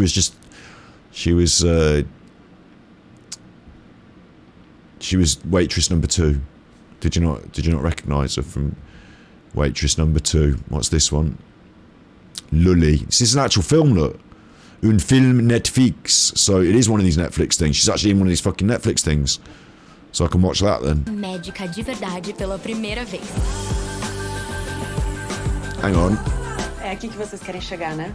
Mas vocês ainda têm muito o que aprender antes de fazer alguma coisa sem a supervisão de um médico. I don't even know what language that is. Eu vou falar com a manutenção. Ninguém mexe aqui, ok? Eles mexeu. Luli, não toca na Tá tudo bem? Italian? Tá acordando. Vai ficar bem. Até a Paola querer te matar, né? Quê? O quê? Você não falou comigo? Calma, você tá começando a viajar, tá? Você tá muito... Calma voice. I think it's Italian. I think she said, you know, calm down. Você acha que o Diego tá pegando a Paola? Claro que não. Ai, eu odeio mentir, mas tadinha. What is that language? After getting electrocuted by an MRI machine, an ambitious young medical student begins to hear the thoughts of others. So when she was speaking to her, she said, calm down, but then her thoughts were, stop talking. Vai ficar bem. Até a Paola querer te matar, né?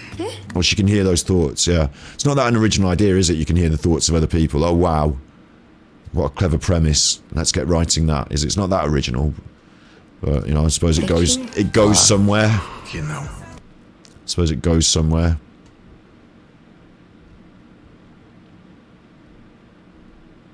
Larissa Manuela, Vincius Red, Sergio, Amanda. It can't be Spanish, can it? I mean, I was listening to that. Is that Cesar Rodriguez? Could it be Spanish? Maybe Portuguese? Maybe it's Brazilian? Brazil. There you go. It's Brazil. It was Brazilian, Spanish, Brazilian. I'm just so not used to hearing Portuguese spoken as a language like that, so I didn't know. Had it Italian. I knew it wasn't Spanish. I knew it wasn't French. Had it as Italian for a bit. Eu vou vestir jaleco e me sentir médica de verdade pela primeira vez. It's a bit of a strange choice for a Brazilian. Like, she's ginger haired. Like, Vocês querem chegar, né? Mas vocês... lead role. Not like she doesn't seem. I suppose I'm not being ethnically. You see, you thought Italian as well, or Hungarian. It's Brazilian. It's Brazilian. It's Portuguese in Brazil.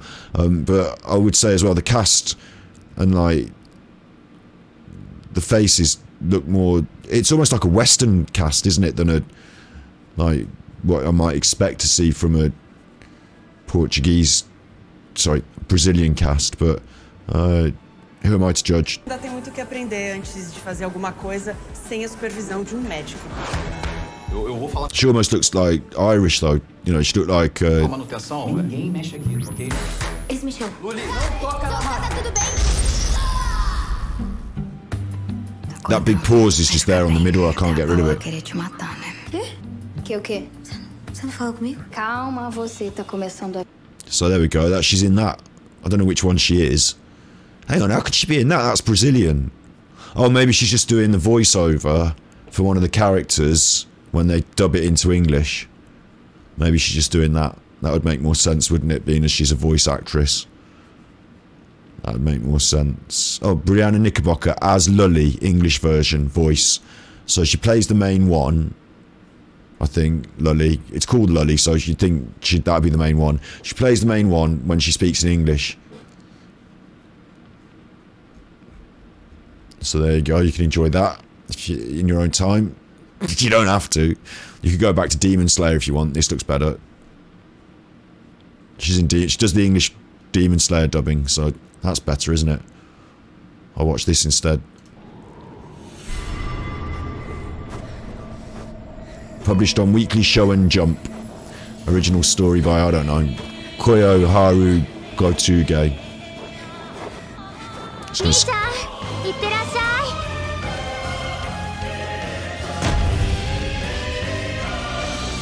A girl who protects humans as a demon.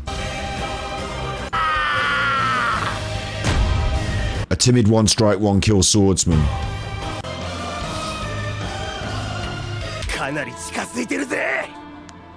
That sounds more like it. That sounds more like anime, doesn't it? Okay, that's going on there. So that's the world in my brain. Though, you know, I spend 40 minutes looking at this, picking out a film, and whoever's like asked me the question in the first place, did you want to watch a film? They fucked off with me already. They're angry. They don't, even though I picked this out, they don't want to watch it. They're angry because I've wasted 40 minutes, and what they wanted to know was which of these 3 films that Netflix has offered us, which of these 3, instead of this, what they actually wanted to know was which of these films, Thor, Nope, or Stranger Things 4, which of these things do you want to watch? And I'm like, well, actually, I don't want to watch any of them. And then they're angry with me. Then we have like this conversation where they're angry with me because the things I like, do you want to watch Top Gun Maverick? That's new. Or what about Obi-Wan Kenobi? That's new. Do you want to watch either of these films that have come up on there? No, neither of those sound really up my street, really. No thanks. What? Don't you like films? I thought you said you like films. I do like, I'm quite into cinema. Quite into it. Eventually I will watch those films on my own when I've got, you know, too much free time on my hands, and I sort of fast forward through them a bit. I will see them. I'll say I'll see them rather than watch them, but I'm not really that. No, not Doctor Strange Multiverse of Madness. Do you want to watch that? What, with Doctor Who as Doctor Strange? No, I'm not really into that. But maybe we could sit down and watch. Maybe we could. I've been looking into the films that Brianna Knickerbocker's been in. Who's Brianna Knickerbocker? I've never heard of her. Yeah, she's a voice actress, really, specialising in anime and video games. So I just wanted to see some of her range, really. Not having to play the video games, just watching the films. So what about that? She's in a short for One Punch Man. You might like that. No.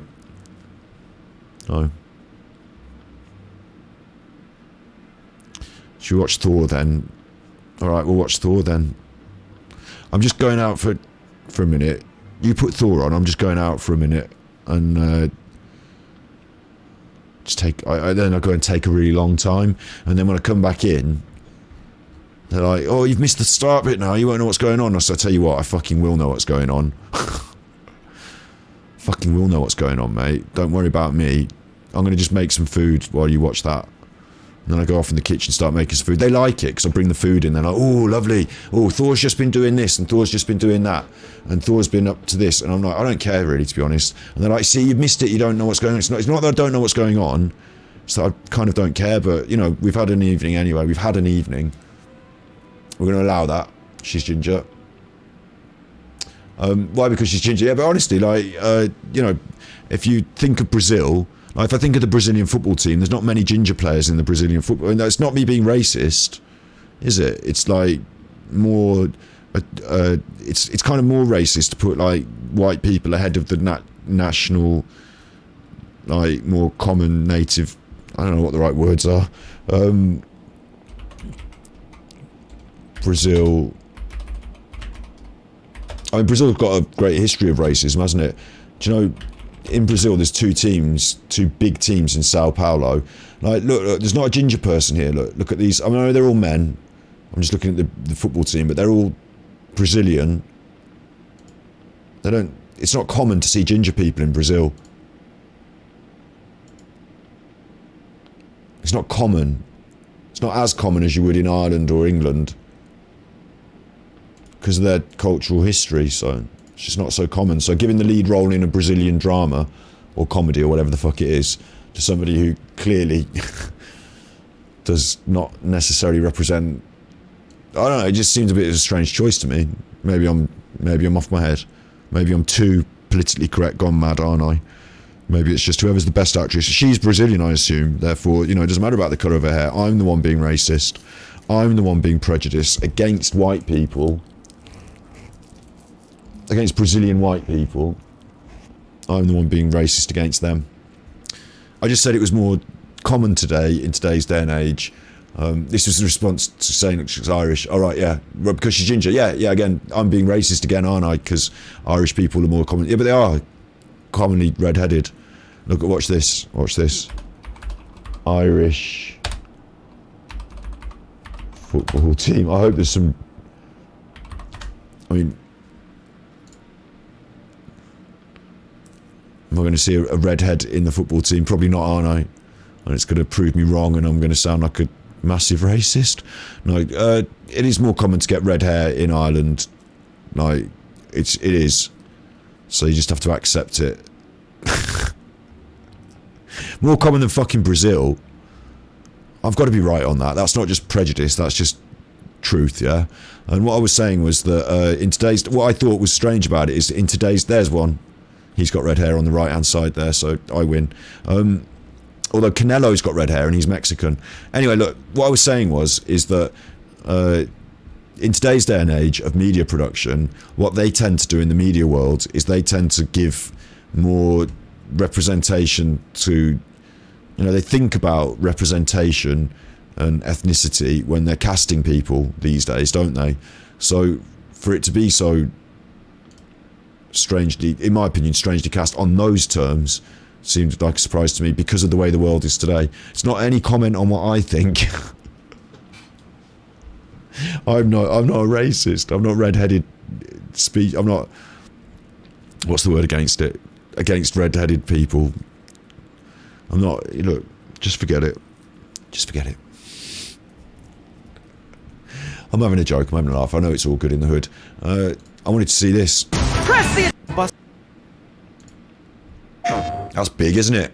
Bit too big, if you ask me. With this newfound strength, I will defend those who fight alongside me. Who's this? Protecting my soldiers doesn't just mean having a robust defense in place. It means going on the attack. The key to seizing victory in battle lies in remembering the meaning of battle. Who's this? Maybe I shouldn't be looking at this. Maybe I shouldn't be looking at this. And employing the right tactics to generate momentum.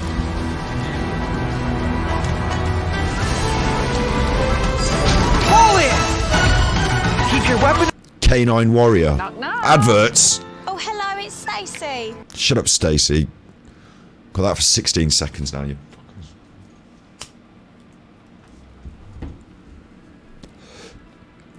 Forget it. If this doesn't end very soon, 5 seconds, but I feel bad already. I hate Stacey Dooley so much. Oh, I'm Stacey Dooley. Oh, you're having a bad time on your drugs. Do you mind if I look at it with my camera? Oh, anyway, see ya.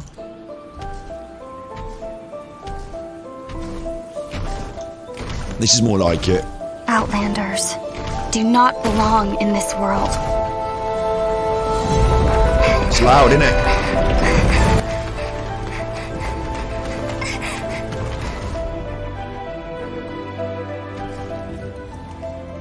Oh, it looks cool already, doesn't it? Because I was like, it's like Breath of the Wild. I mean, it just... One day, this journey will reach its end. Oh, yeah? Ooh.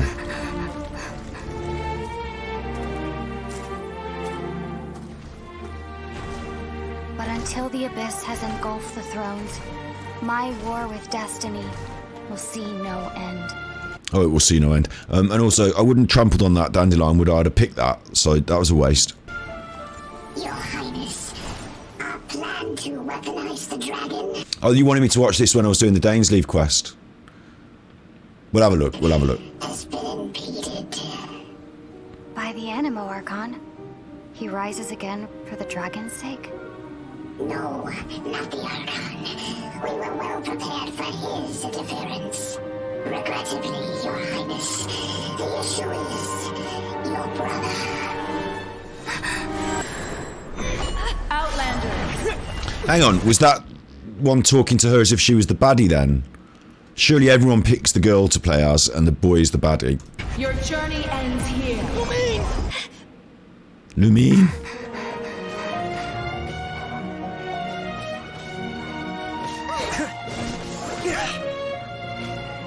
We will be reunited, dear brother. He's got Paimon with him. What the fuck's going on? He's got Paimon with him. He's got Oh, no. No. Surely everyone plays as Lumine and this Chuffer's the baddie. Here. It's like looking into an alternative universe. She's riding around on the ruin guards, look. At this journey's end, once the dust has settled, then you will understand. Am I playing it backwards? Have I got it wrong? Am I supposed to... Genshin Impact, look at the way it does it. Just gently there, Genshin Impact. Best game fucking ever. Coming free to play on PlayStation. Enjoy yourself. Look, just gently there. What's it rated on here? IMDb 7.9. Some people have rated it 1 star. Some people are really cross. Quite a lot of them are quite happy. A lot of 8s, but overall it's a 10.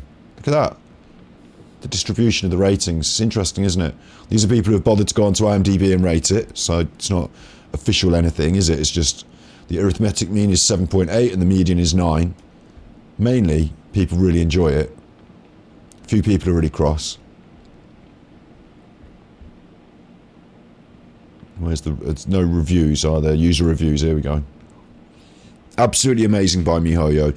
I haven't played Zelda games, so I don't know if this game looks similar to Zelda, but you do know what things look like, so you could say that. What I know is MiHoYo's done an excellent job in this open world game. Yes, there are some glitches, not point glitches, anyway, blah blah. I hope this is a 1.0 rating from... This is a 10 out of 10 from 2020. The story's awesome, the music's incredible. It's a great game, it reminds me a lot of Legend of Zelda. I wish you were able to change your appearance. That's what I thought at the start, but you know what? I've got over that completely. Changing the cast of characters around is cool. It's a different sort of thing, and I've got used to it, and I'm no longer hankering after my own creator character.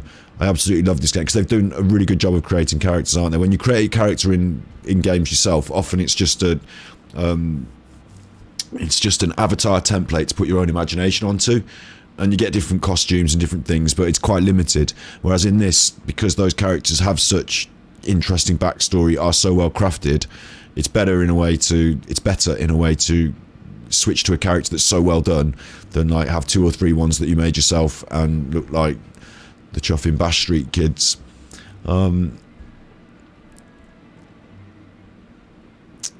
Let me have a look at Just Okay, number 5. I played this game 5 out of 10. I've played this game for about 20 hours. The concept's quite good. Mixed score because the graphics for a mobile game are good, but not PC standard, and it's not well optimized. That's silly. Judging a game on graphics is totally silly. Like, although I do appreciate beauty in games, saying it's not good because the graphics aren't as good as a PC game. No, it's not designed like it's designed in that anime style, isn't it? And for that, the graphics are actually really good.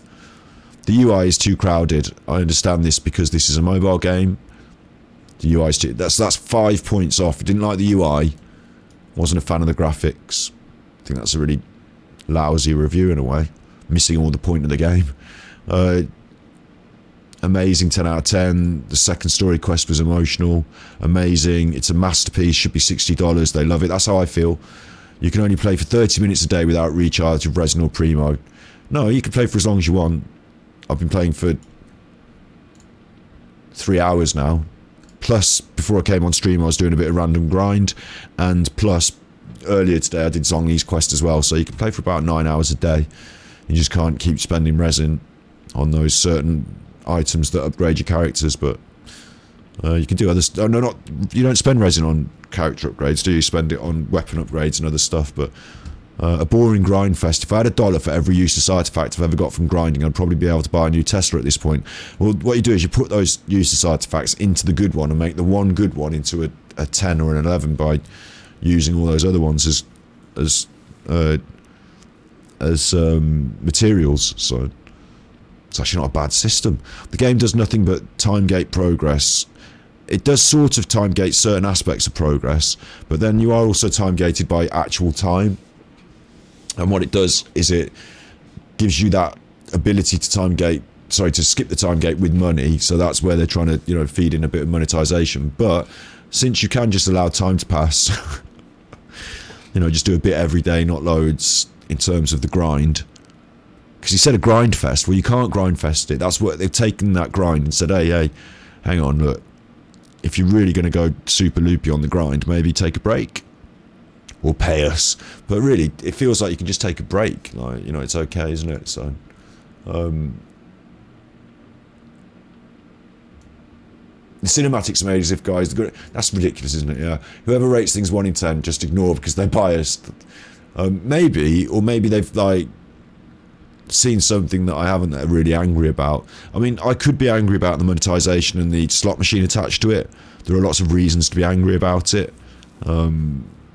But being reasonable, I don't think I can take... Like, I don't rate games out of 10 generally. I like to just talk about them in a big, wider sense. I don't think you can go into... You don't go around an art gallery and say, that's a 7 out of 10, that's an 8 out of 10. This Da Vinci, 10 out of 10. But that one, the Monet, 6. Like, you don't do that.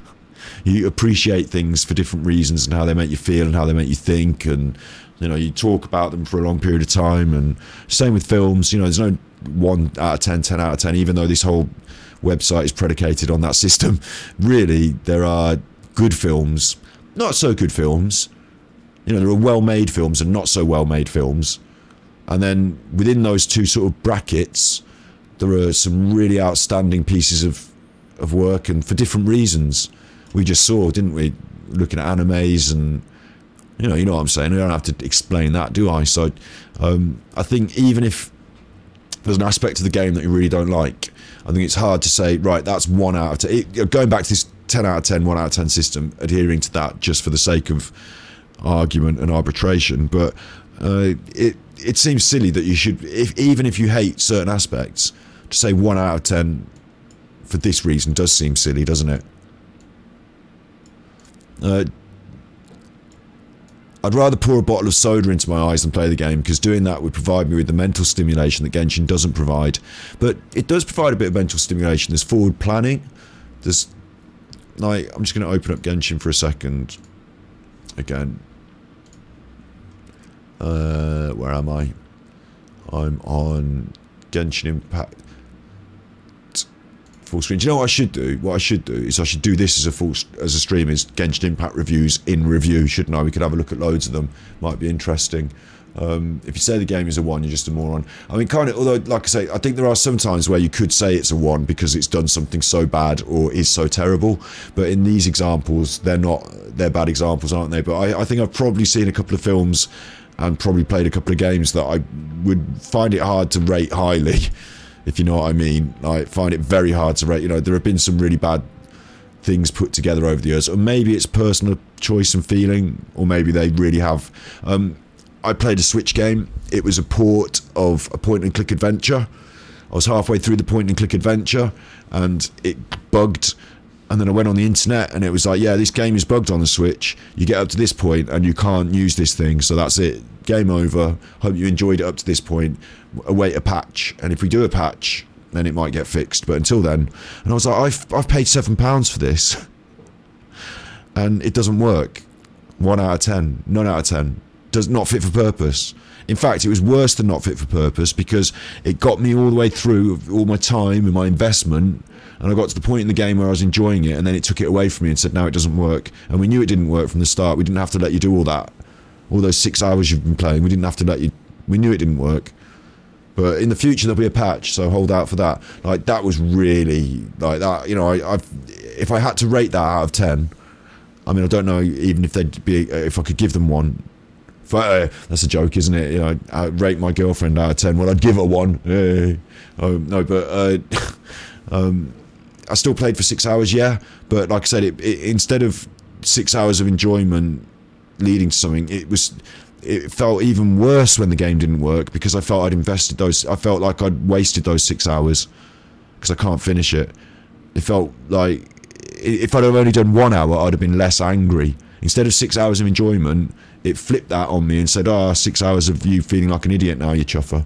Like, it's funny the way that works, but yeah, it was disappointing. You know, game-breaking glitches like that, in the sense that they knew as well. It was a port, and they knew. No, like, there was lots of reports about it on the internet before I bought it. They didn't have to leave it on the shop. They knew.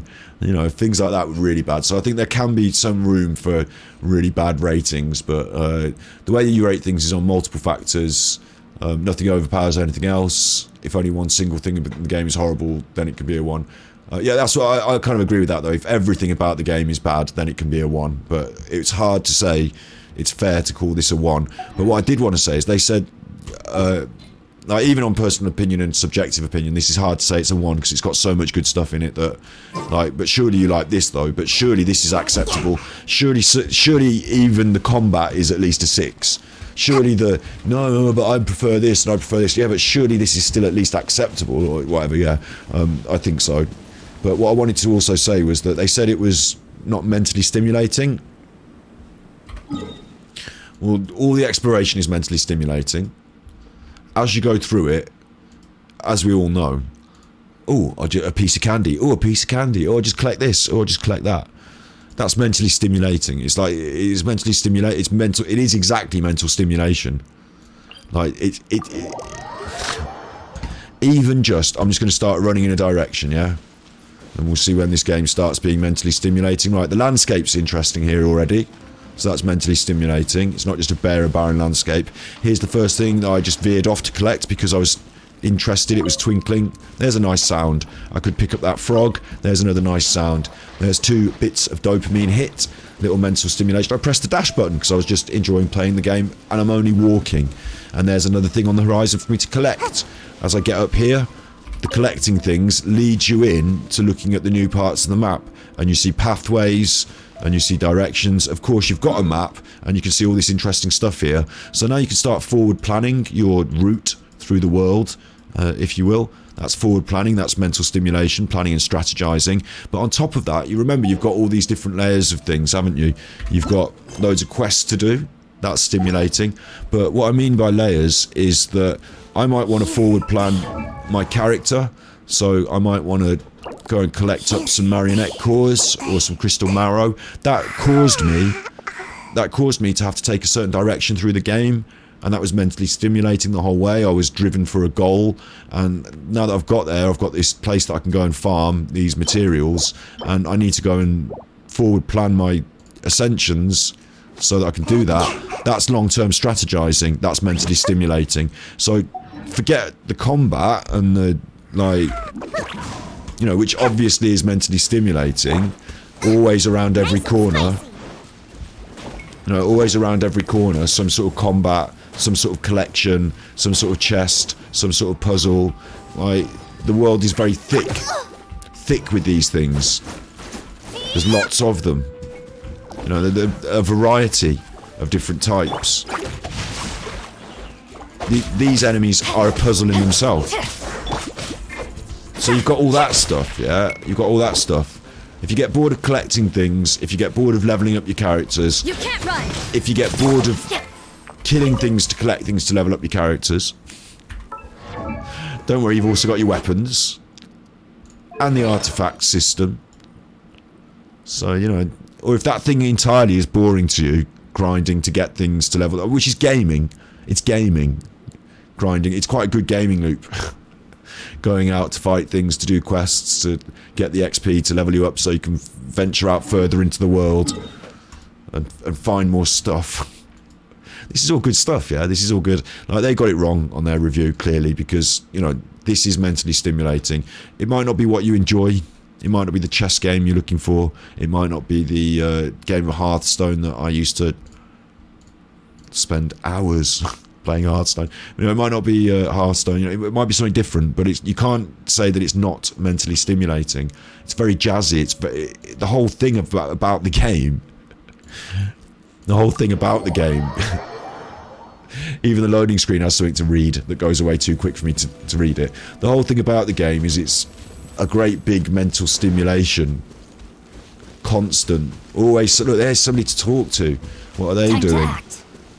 over here. I mean, there's not so much stuff here because I've had all the chests now, but, you know, look at it all. Tell me you're not interested. There's a Sealy over there. I'm not going to go for it now. There's something to collect there. Got that one on the way past. Got it on the way past. The Sealy down there, there's lots of enemies guarding that area, and it takes you to that middle bit, and I need to unlock that middle bit. It's a puzzle I haven't done yet. Here's another thing for me to collect. So like, it is definitely mental. It's constant mental stimulation. Constant. And if you don't get that, there must be something wrong with your brain rather than the game. Surely. You've seen a lot of Genshin reviews, and most of them have in common is people assuming the game is one thing, and when the game doesn't meet their expectation, they fail to adapt. Maybe that, yeah. Because I certainly had different expectations when I came in. I didn't know what it was going to be like, really. But I felt that it was on a deserted moonlit night that the hero... I felt it was going to be pushing me towards collecting these characters quite a lot. Pushing me towards, like, saying, oh, you only need 10 more of these, but you don't have them, so you can go in the shop. But, you know, instead I've done a little bit more grinding of enemies, haven't I? But not really a lot more than I would expect from any game. Like... Certainly, like, you know, looking at people's experiences in World of Warcraft and stuff, like, maybe I've killed that, like, 20, 30 times now, but, you know, there's a bit of that in it. But, yeah. I don't know what they would expect it to be as well, because it's quite hard to explain to somebody that it's kind of different from other games, but kind of similar in other ways as well. Like, it follows similar game loops of other RPGs. It follows similar game loops of other ARPGs, and even some similar game loops from MMOs. But it's more like Breath of the Wild on... It's kind of one of those games. I'll tell you what it is. It's like... It's like one of those supercars or something that on the outside just looks a bit like a normal car, but inside you've got the GT Sport and you've got the... You know what I mean? You've got the souped up engine underneath, and when you do the pedal, you go... And you go, oh wow, I didn't realise it did all that. Then you start going around the corners, and then you open up the dashboard, and there's a chuffing drum in there for you to play. But you know what I mean? Like, it's got a lot more under the hood than people realise. And on first impressions, obviously graphics. The vile dragon's limpid lair. Graphics, Breath of the Wild. Graphics, imagery, you know, anime. And then it veers into the idea that some of these anime characters, therefore, are like waifus, and, you know, that... I've said it before a million times, it tars this game with a certain brush that is perfectly fine for some people to enjoy that sort of stuff. Like, I've got no problem with it. It's just that this game is... It does feature a little bit of it, but in the same way as any anime does. In actual fact, this game's far more than that. And whilst the character collection... aspect of it, you know, I've got my characters, but I can also try and collect more through that Kinder Egg gacha system. While that is attached to it, I feel this is not like when you play the game as many hours as I have, not even got into endgame yet, bear in mind, still played chuffing loads of 3 hours. I stopped feeling like this. I thought this was going to be the big thing pushed in my face. It was all going to be, you know, funneling me towards feeling like I hadn't got enough primos. Instead, I've got thousands more primos than I need. Maybe it's the way I am as well, because I don't need to wish on this banner. Not bothered. I would quite like her. That one with the electric knives. Quite like her. But not bothered. Let that go past. Maybe that's why I've got so many primos. But I haven't got so many of these ones, the free ones. But again, I'm not pumping money in, am I? I don't feel compelled to do that. I don't feel like it's pushing me down this too hard. In fact, the only thing I do think... Work hard and live each day to the fullest. Talking of working hard and living each day to the fullest, the one thing what life in Mondstadt is all. I do think it's doing almost too much to me is there's too many of these events. Giving me too many free primos and free books that I can't keep up. I'm not doing that one. Fishing, I'm not bothered. I haven't even got going in the Spiral Abyss properly yet. But these events, they come thick and fast. Every couple of 10 days, 2 weeks, there's a new one of these. Just got finished earning me primos with my drum. Basically playing Guitar Hero on the side. Got some cool stuff out of that. And now there's a new one. It's running out in 10 days. It was only there for 2 weeks. I've already missed 4 days. This one I haven't even managed to do because I'm not far enough in the game. enter the chasm, get all this stuff. Okay, yeah, fine, I'm not doing that. These things are passing me by though, so if anything, there's too much. Isn't it? And I don't need to really go on and on about it now, do I? I'm not going to go on any further really, but these sort of things I'm saying now, I should chop them up and put them into my review, because that's what, you know, that's the level of thinking I want to talk about in a game review. Interestingly, looked at other people's reviews, that got me talking like this. But I've got so much to say about this game that I think the mainstream average Western audience player, like, because that's me coming into it, I've seen a totally different side to this, and I feel they should hear it. I feel they should know it. When I hear Asmongold talking about games, I've really got to start clipping these things. Like, he'll watch an interview with a game developer and he'll say, oh, that's really cool that that's coming in Lost Ark, or that's really cool that that's coming in what's the one that is coming in the future? Ashes of Creation. You know, in Ashes of Creation, they're going to have, get this, in Ashes of Creation, right, they're going to have dynamic weather systems that impact on the environment, and impact on gameplay. So, for example, if it's raining, you might find like an electric weapon more useful, or like if it's snowing, it might be harder for you to move around or something. This has got dynamic weather that impacts on gameplay. Like, it's already got it. Like, you watch, the other day I was watching him watch this Lost Ark presentation, not Lost Ark, Ashes of Creation presentation, and the things they were saying they were going to implement into their game, this already had in abundance. And like, he was down on Genshin Impact in the same breath. Asmongold was, and I love Asmongold, I watch a lot of his streams, I think he's a great guy. You know, I think he's very fair, very balanced. I just think he's missed the mark on this one, because in the same breath he'll say, oh, waifu simulator slot machine designed to get you to spend money on waifus, that's all this is. And yet he'll play a game like in the same breath, you know, I know that World of Warcraft has changed over the years, but, you know, they're in on that too, getting you to spend the money on the things. It's just different things. This is not quite like his description of it, though. It's not a waifu simulator designed to get you to spend money on your favourite waifus. Waifu collection simulator. It's not that. Like, the wish system is there, but look, that's not a waifu anyway, that's a male character. There's a lot of mixture, a lot of different kinds of character. Actually, having said that, talking about diversity. Negotiable, except over time. Talking about diversity.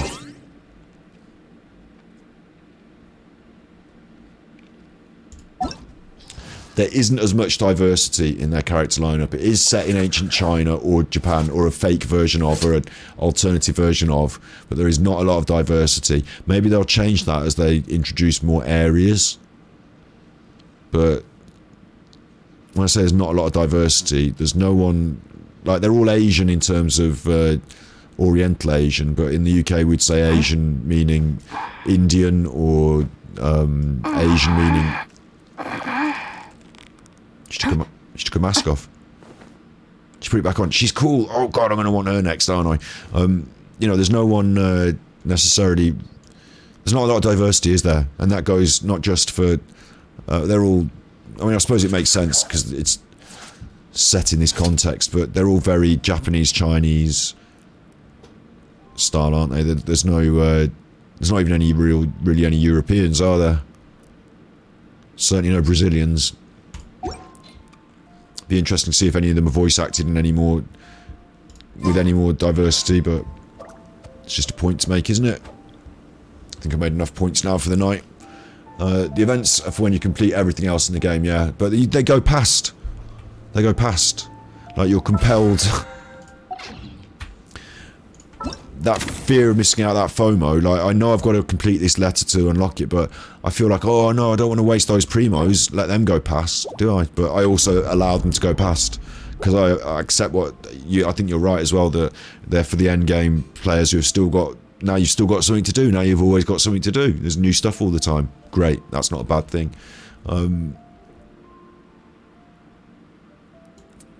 You're right about Asmon, he said he would play it, he just wants them to sponsor him, but he's also said these things, these naive comments about it, and like I said, in other streams he's betrayed an interest in certain aspects that he doesn't realise are in the game. And when he finds out they're in the game, he's going to think it's really good. It's not in China. It's based in Germany. What? Germany, China, Japan, Egypt, Brazil, France, Russia, ancient Greece. What a weird combination of things, eh?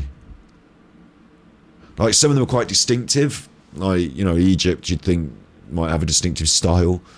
But France is just a European country. Germany's just a European country with a bit of history. Every region is based on other countries. It'll be interesting to see how that plays out. It's okay to have that as a basis, isn't it, for an idea? But because this is a fantasy world, and there are no real, you know, there are obvious clear references, there are obvious clear parallels, but because we're in a fantasy world, this is not really China or anything. You can say and do what you want. You can blur the lines wherever you want. You can get them things right or wrong wherever you want. You know, you can have a samurai, but he doesn't have to have the right kind of belt. Do you know what I mean? So, oh, hello. What are you all doing in here? The chuffers. Waiting to ambush someone. Oh, he's dead. So it's kind of cool to be able to culturally appropriate whatever you want. You can't run. I'm using that term jokingly because I think it's, you know, I'm making a cheeky joke about it, but at the same time, if you're going to be in a fantasy world, maybe I shouldn't have done this. Getting in a scuffle now.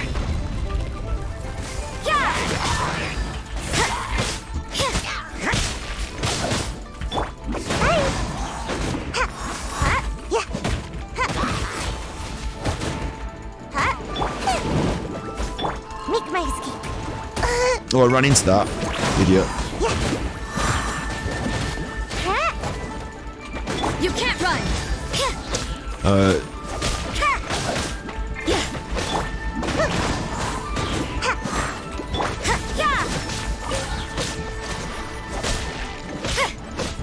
That crystal chunk, that looks like mine.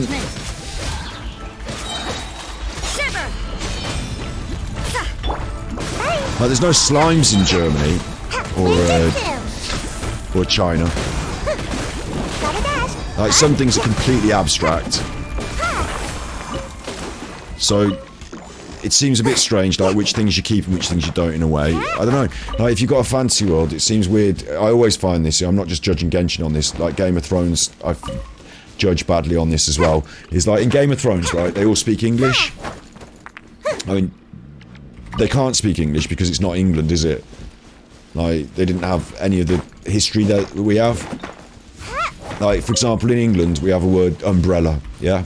You've heard of that word, umbrella. That word is actually an Indian word, and the reason we say it is because at one point, England and Britain went out and formed an empire and went to India and sort of colonised it and took it over, and we, you know, learned some of their words, they learned some of ours.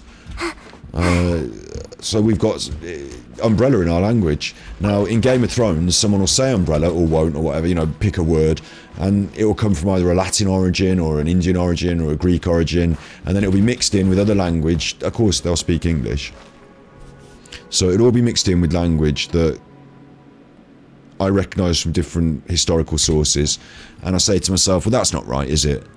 They bothered to put Khal Drogo and, you know, them, they have their own language that they talk. The Klingons have their own language, but everyone else speaks English, and like, in Game of Thrones they couldn't, because where would they get umbrella from? Where would they get that word from? India doesn't exist, it doesn't... Seems like I should have just stayed in bed today. Yeah, alright, she doesn't like me talking, but, you know, it doesn't make sense, does it? And then in this, same deal, some things absolutely, oh, it's cool that she's a ninja, but they don't have ninjas, do they? Because ninja is a thing that happened in a different reality. So why do they have ninjas? Why are certain things accepted and written in, and other things are just completely absent, don't exist? Like, do I know, how will I ever know which things are absent and which don't exist? Like, do they have bicycles? I haven't seen a bicycle yet. Do they have bicycles? They could do. It could be normal and commonplace to have a bicycle, or me suggesting it to someone, they might look at me like I've gone out completely. What are you on about, a bicycle? And then I explain what it is, and they go, God, that's a clever idea. We could make a killing on that. We could sell bicycles. I'll get doing the designs. And I'll be like, you don't have to do the designs. I know what they look like.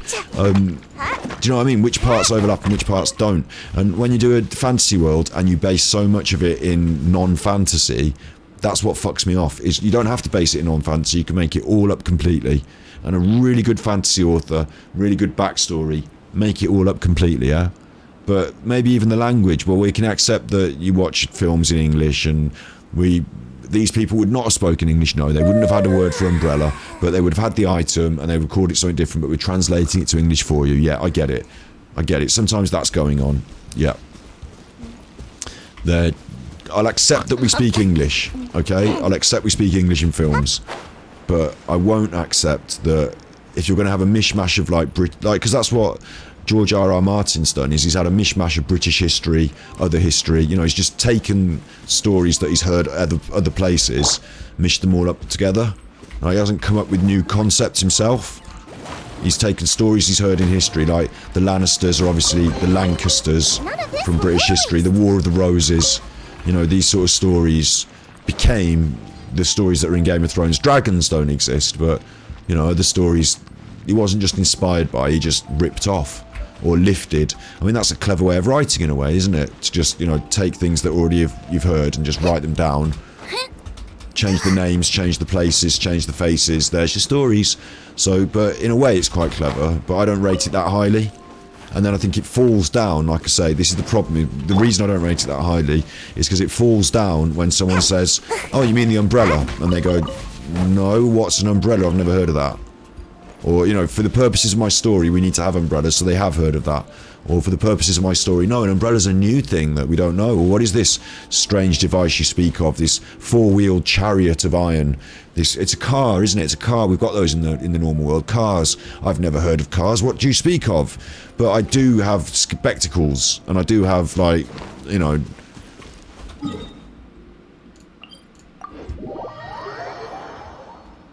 all of this technology that we take for granted, be it clay pottery or the ability to, you know, stone masonry.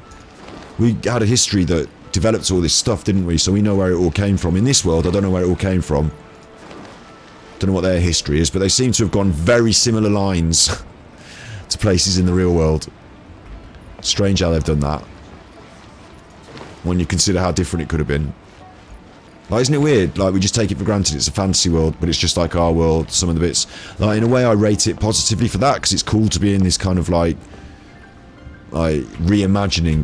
I'd say that in a better way. That's a good way of saying it. A reimagining of ancient China, a reimagining of ancient Greece, all sandwiched together. A bit like in that film Westworld, or the corresponding TV series that was on Netflix years later.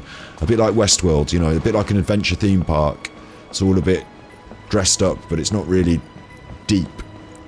But this game is deep. They've written a lot of backstory. They've written a lot of ideas into the characters' backstories. So how come we've got one of these? Where does that come from? You know, the historian in me wants to analyse these things. Maybe I shouldn't. Maybe I'm taking it too far. That's why there's church in Mondstadt and shrines in Inazuma. The cultures and myths are based on other countries, not people and languages. Yeah, good points as well. Yeah, exactly. Like, they've got a church. I've said this before, though.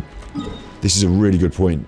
You make a really good point, and it is a really good point, and it overlaps. So we all win, because this is a really good point as well. There is absolutely a church in Mondstadt, and they have a tradition of nuns. But that's Catholicism, and Catholicism is based on Jesus, and Jesus doesn't live here.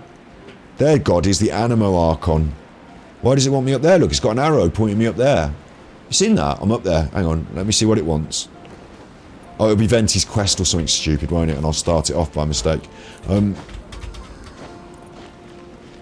But this statue is outside, not Jesus. Like, in the same way, and this is like Brazil, this statue. You did mention Brazil, maybe this land, maybe Mondstadt is not supposed... Is Mondstadt supposed to be Germany then, or just... Scatter? Talk to Grace. I've been doing something for a different quest there, so... but, okay, this could be Germany, couldn't it? Because it's got like that Germanic... Actually, those buildings look more Czech, they look more Slavic, but anyway, like... you know, it's a combination of the castle walls are much more European, Western European than Germanic, I think, but the buildings, you know, there's a combination of all different things. And then on top of it all, you've got like the Christ the Redeemer style giant statue, and it's not of Christ, it's of the Animo Archon. So how have they got a church with spires and steeples and that history behind the church and the history behind the houses and the history, but they're all different bits sandwiched in.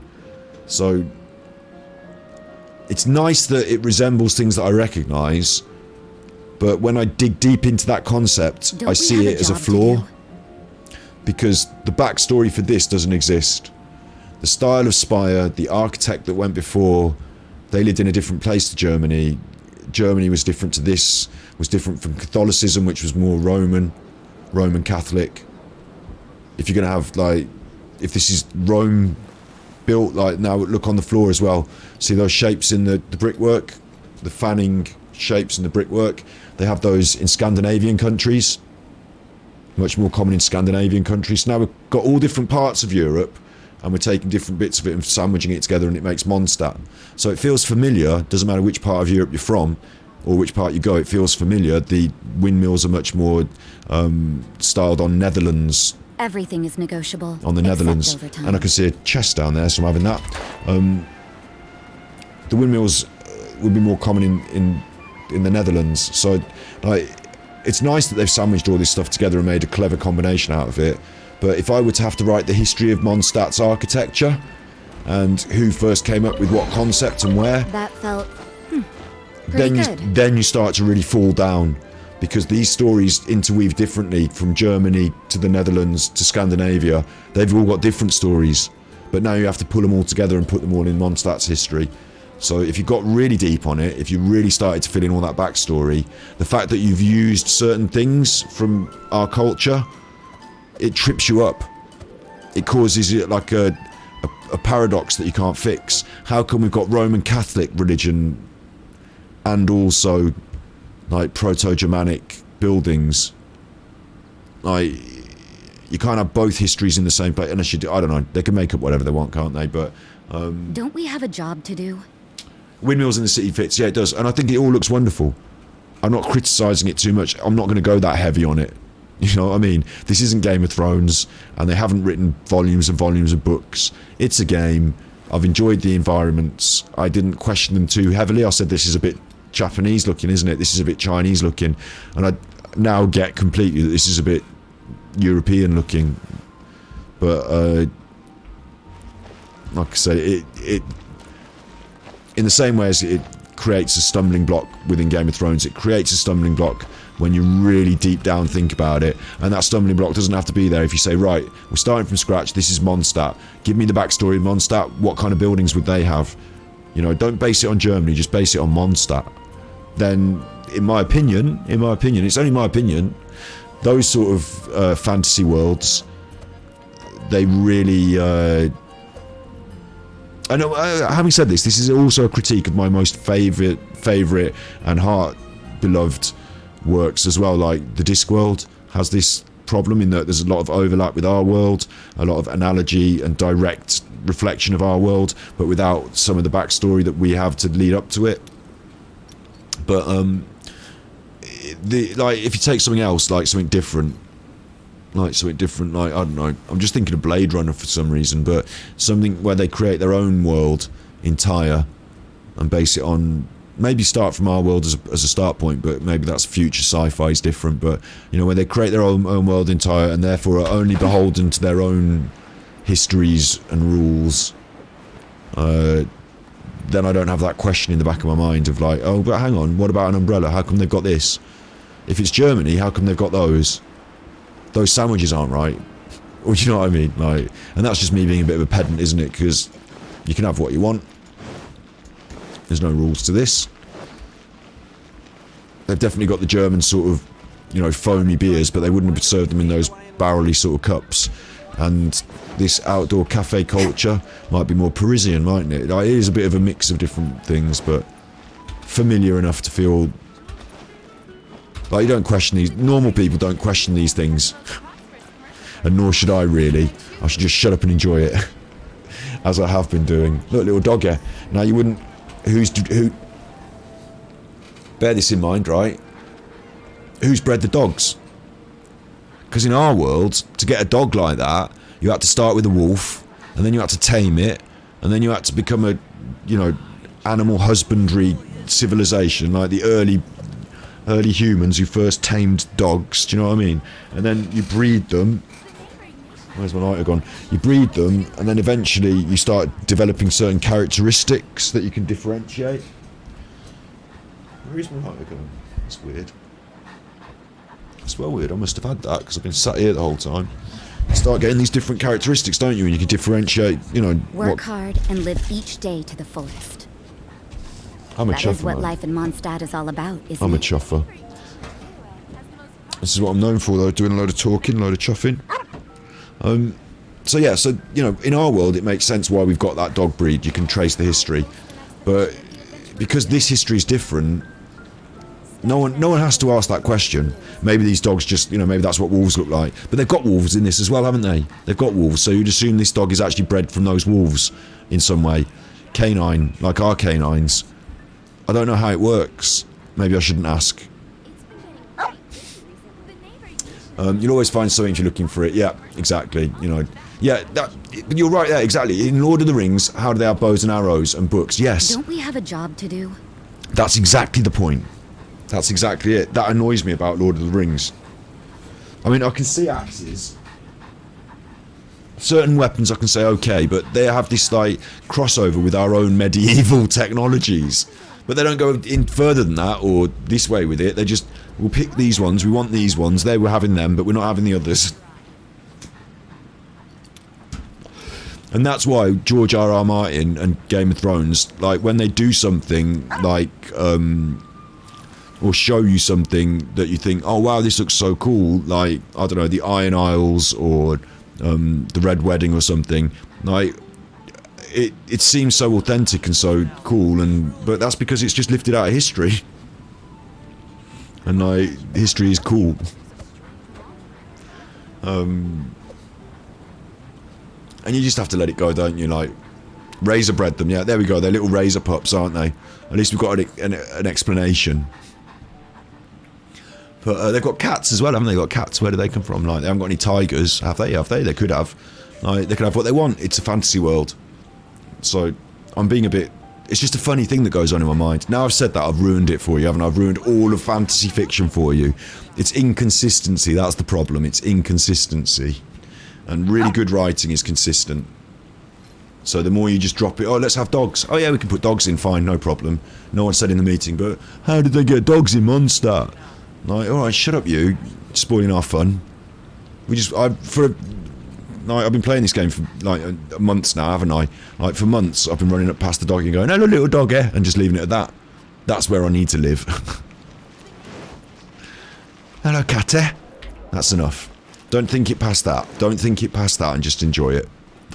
You know, same with Star Wars. Star Wars set in a long time ago.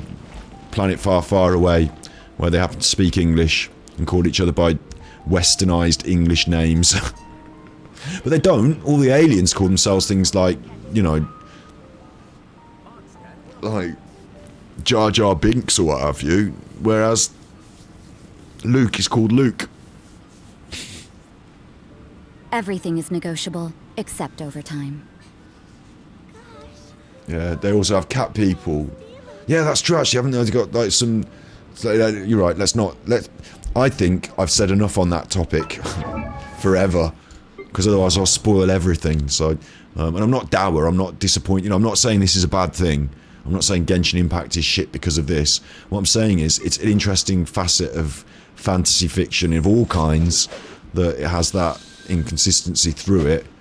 And you have to suspend your disbelief, you have to put certain things aside. Of course the Incredible Hulk doesn't get really big and green in real life, does he? You know, of course in stories you have to put, like, little wet boy here with his magic powers. I haven't even started on that. Wet powers. Super wet powers. Like, she's a witch. Forget it. You don't have to make sense. As long as you enjoy it. That's the main thing. Look, she's materialised a rose. I let her off that. so we can have Don't we doggies. have a job to do? My doggy's now doing some chuffing. So I tell you what, I'm gonna get myself some dinner. I bet I've gone way over time now. I only supposed to come on here and just do a little quick. Oh look, I ran into it's past midnight. It's 1 o'clock in the morning now here where I am. I've gone way over time. Way over time. Tomorrow we are on YouTube at 2 PM GMT. We are playing Kiki Idol, Chuffing, whatever you call it. So look out for that. And then I'll be back for a big weekend of Genshin Impact. You can't keep me off the Chuffing thing. Can't keep me off it, can you? Genshin Impact's a 10 out of 10. Don't let anyone tell you different. Regardless of whether dogs can be bred in a fantasy universe or not, Genshin Impact is a 10 out of 10. And so are you. Thank you for being here. You make it special. And you say goodnight. I've got to go and cook my dinner now. I'm way over time. It's not good night for me. I'm an idiot. So you be good, and if you can't be good, then you don't get any dinner.